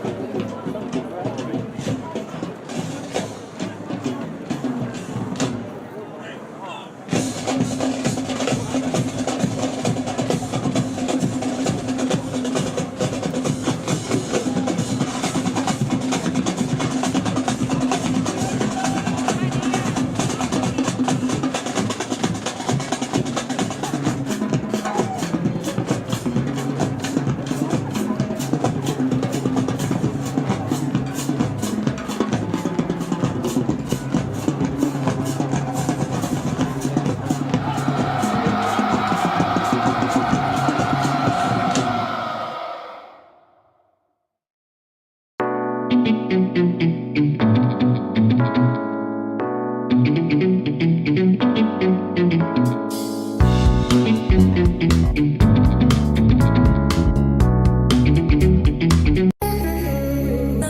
time for Paul Catalina's Top 5, brought to you by Texas Beef House. Where's the best beef in Texas? Your house when you order from Texas Beef House. Unleash the flavor of Texas-raised Wagyu. From our pasture to your plate, TexasBeefHouse.com. Welcome back. This is Paul Catalina's Top 5, because it's the end of the show. That's when it goes. If you don't know this already, you're either new or not been paying attention. And if you're new, welcome in. If you've not been paying attention, please put your home address in the chat. Emery's going to come there and kick you in the shins. He'll do it too. He's violent. He's vicious. That's why I call him Bronco. Of course, we're brought to you by Texas Beef House. Use our promo code 365sports when you go to bid on beef and get in that next auction for a discount. Let's talk UCF candidates. Gus Malzahn is the head coach, and then move to Tallahassee, Florida. The gem of America, to become Mike Norvell, his former GA's offensive coordinator, to help a Florida State program that was criminally bad this year. Some people should be prosecuted. I don't know what's on the DA's docket in Leon County, but if you would like to prosecute them for being this bad, I support you. But Gus Malzahn going there to be the offensive coordinator. UCF, doesn't seem like the fan base is all that mad about this decision either. So let's dive into some candidates for that job. Number 5, Ryan Silverfield at Memphis is a Mike Norvell disciple, has won at Memphis consistently, and really rained on the parade of one of the top candidates in this job's potential season this past weekend when they beat Tulane. And we'll talk about John Summerall in a minute. But Ryan Silverfield, really good offensive line recruiter, a really good offensive mind, someone who is going to get another look. They really do like him at Memphis, and they're going to have to fight off some FedEx money to get him if they wanted to, but someone they should look at. Number 4, Will Stein at Oregon. They've gone this route before, hiring an Oregon offensive coordinator to be their head coach. That was Scott Frost. Now, I know there's some groundswell for Scott Frost to come back. I don't think that's going to happen. So what's the new model, Scott Frost? It's the Will Stein. And you can get one probably for maybe a little bit more excitement than retreading Scott Frost. The sequel, like I said yesterday, when it came to Rich Rodriguez in West Virginia, not always as good as the original. Will Stein, going to get a head coaching job soon. Is it UCF? We don't know, but we'll see what happens here with Will Stein. But he's one of the brilliant young offensive minds in college football right now. Would not surprise me to see him wind up being a head coach in this cycle, if not UCF, somewhere else. Number 3, G.J. Kinney, former UCF offensive coordinator under Gus Malzahn, in the Gus tree, a coach that a lot of fans really like and really want. Don't think this one's going to happen. I think that they're probably going to go in a direction that's outside the Gus Malzahn coaching tree, but will be interesting to watch them kick the tires on G.J. Kinney if they do, because a lot of the fans love him. They loved the offense when he was there. They're very intrigued by what he could be as a head coach. Young, dynamic, played in the NFL, knows just about everybody in the world. He's an up-and-comer, and would not surprise me to see him on the list either. Number 2, Glenn Schumann, defensive coordinator at Georgia. This would be outside Gus's tree. And also, you're talking about the defensive coordinator of the Georgia Bulldogs, someone who's recruited in the SEC, recruits Florida, Georgia, Alabama, all those areas, and can come into Orlando and put some of those recruiting strongholds there back in Central Florida.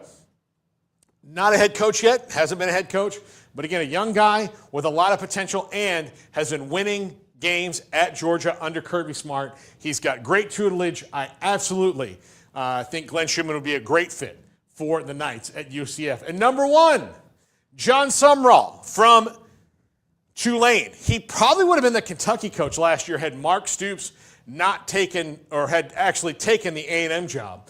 But that worked out for maybe all sides, but Mark Stoops, I don't know. John Summerall, SEC pedigree, did a great job in year 1 at Tulane, picked up where Willie Fritz left off, didn't miss a beat, added some fire to it even, and did a great job. He's not going to be at Tulane long. In fact, I don't think he'll be at Tulane come the next couple of weeks. I think John Summerall at UCF makes a ton of sense. They'll be aggressive, intense. That's the kind of fire that they want and need. John Summerall at UCF, fantastic fit. And I think this is who they should zero in on as their top candidate. But again, we'll see. Terry Mahajer's been on our show a bunch of times. He's never once told me what he looks for in a head coach because he didn't think he needed to tell us that because Gus Malzahn was their head coach. So what he looked for was Gus Malzahn. Well, what's he looking for now? We don't know. We'll find out in the coming days and weeks. But John Summerall, my number one choice for UCF head coach. That's going to do it for the top 5. Smokey, let us out of school. All right, Paul, thank you very much. And if you skip the class, you have to stay for an extra hour. Garrett Ross, that means you and Emery. Emery and Garrett, thank you very much for what you bring to the table every day. Our great sponsors, those of you in the chat who watch us on YouTube, Sikkim 365 app, and also at 365 Sports YT on Twitter. For Craig Smoak and Paul Catalina, tomorrow we have first-year head coach at Rice on National Signing Day on the challenge he has to bring the Owls back to respectability. Also, former Rice quarterback Taylor McCarg, of course, a part of the show, and much more. I'm David Smoak for Paul and Craig. Thank you for your time. Have a great night. This is 365 Sports.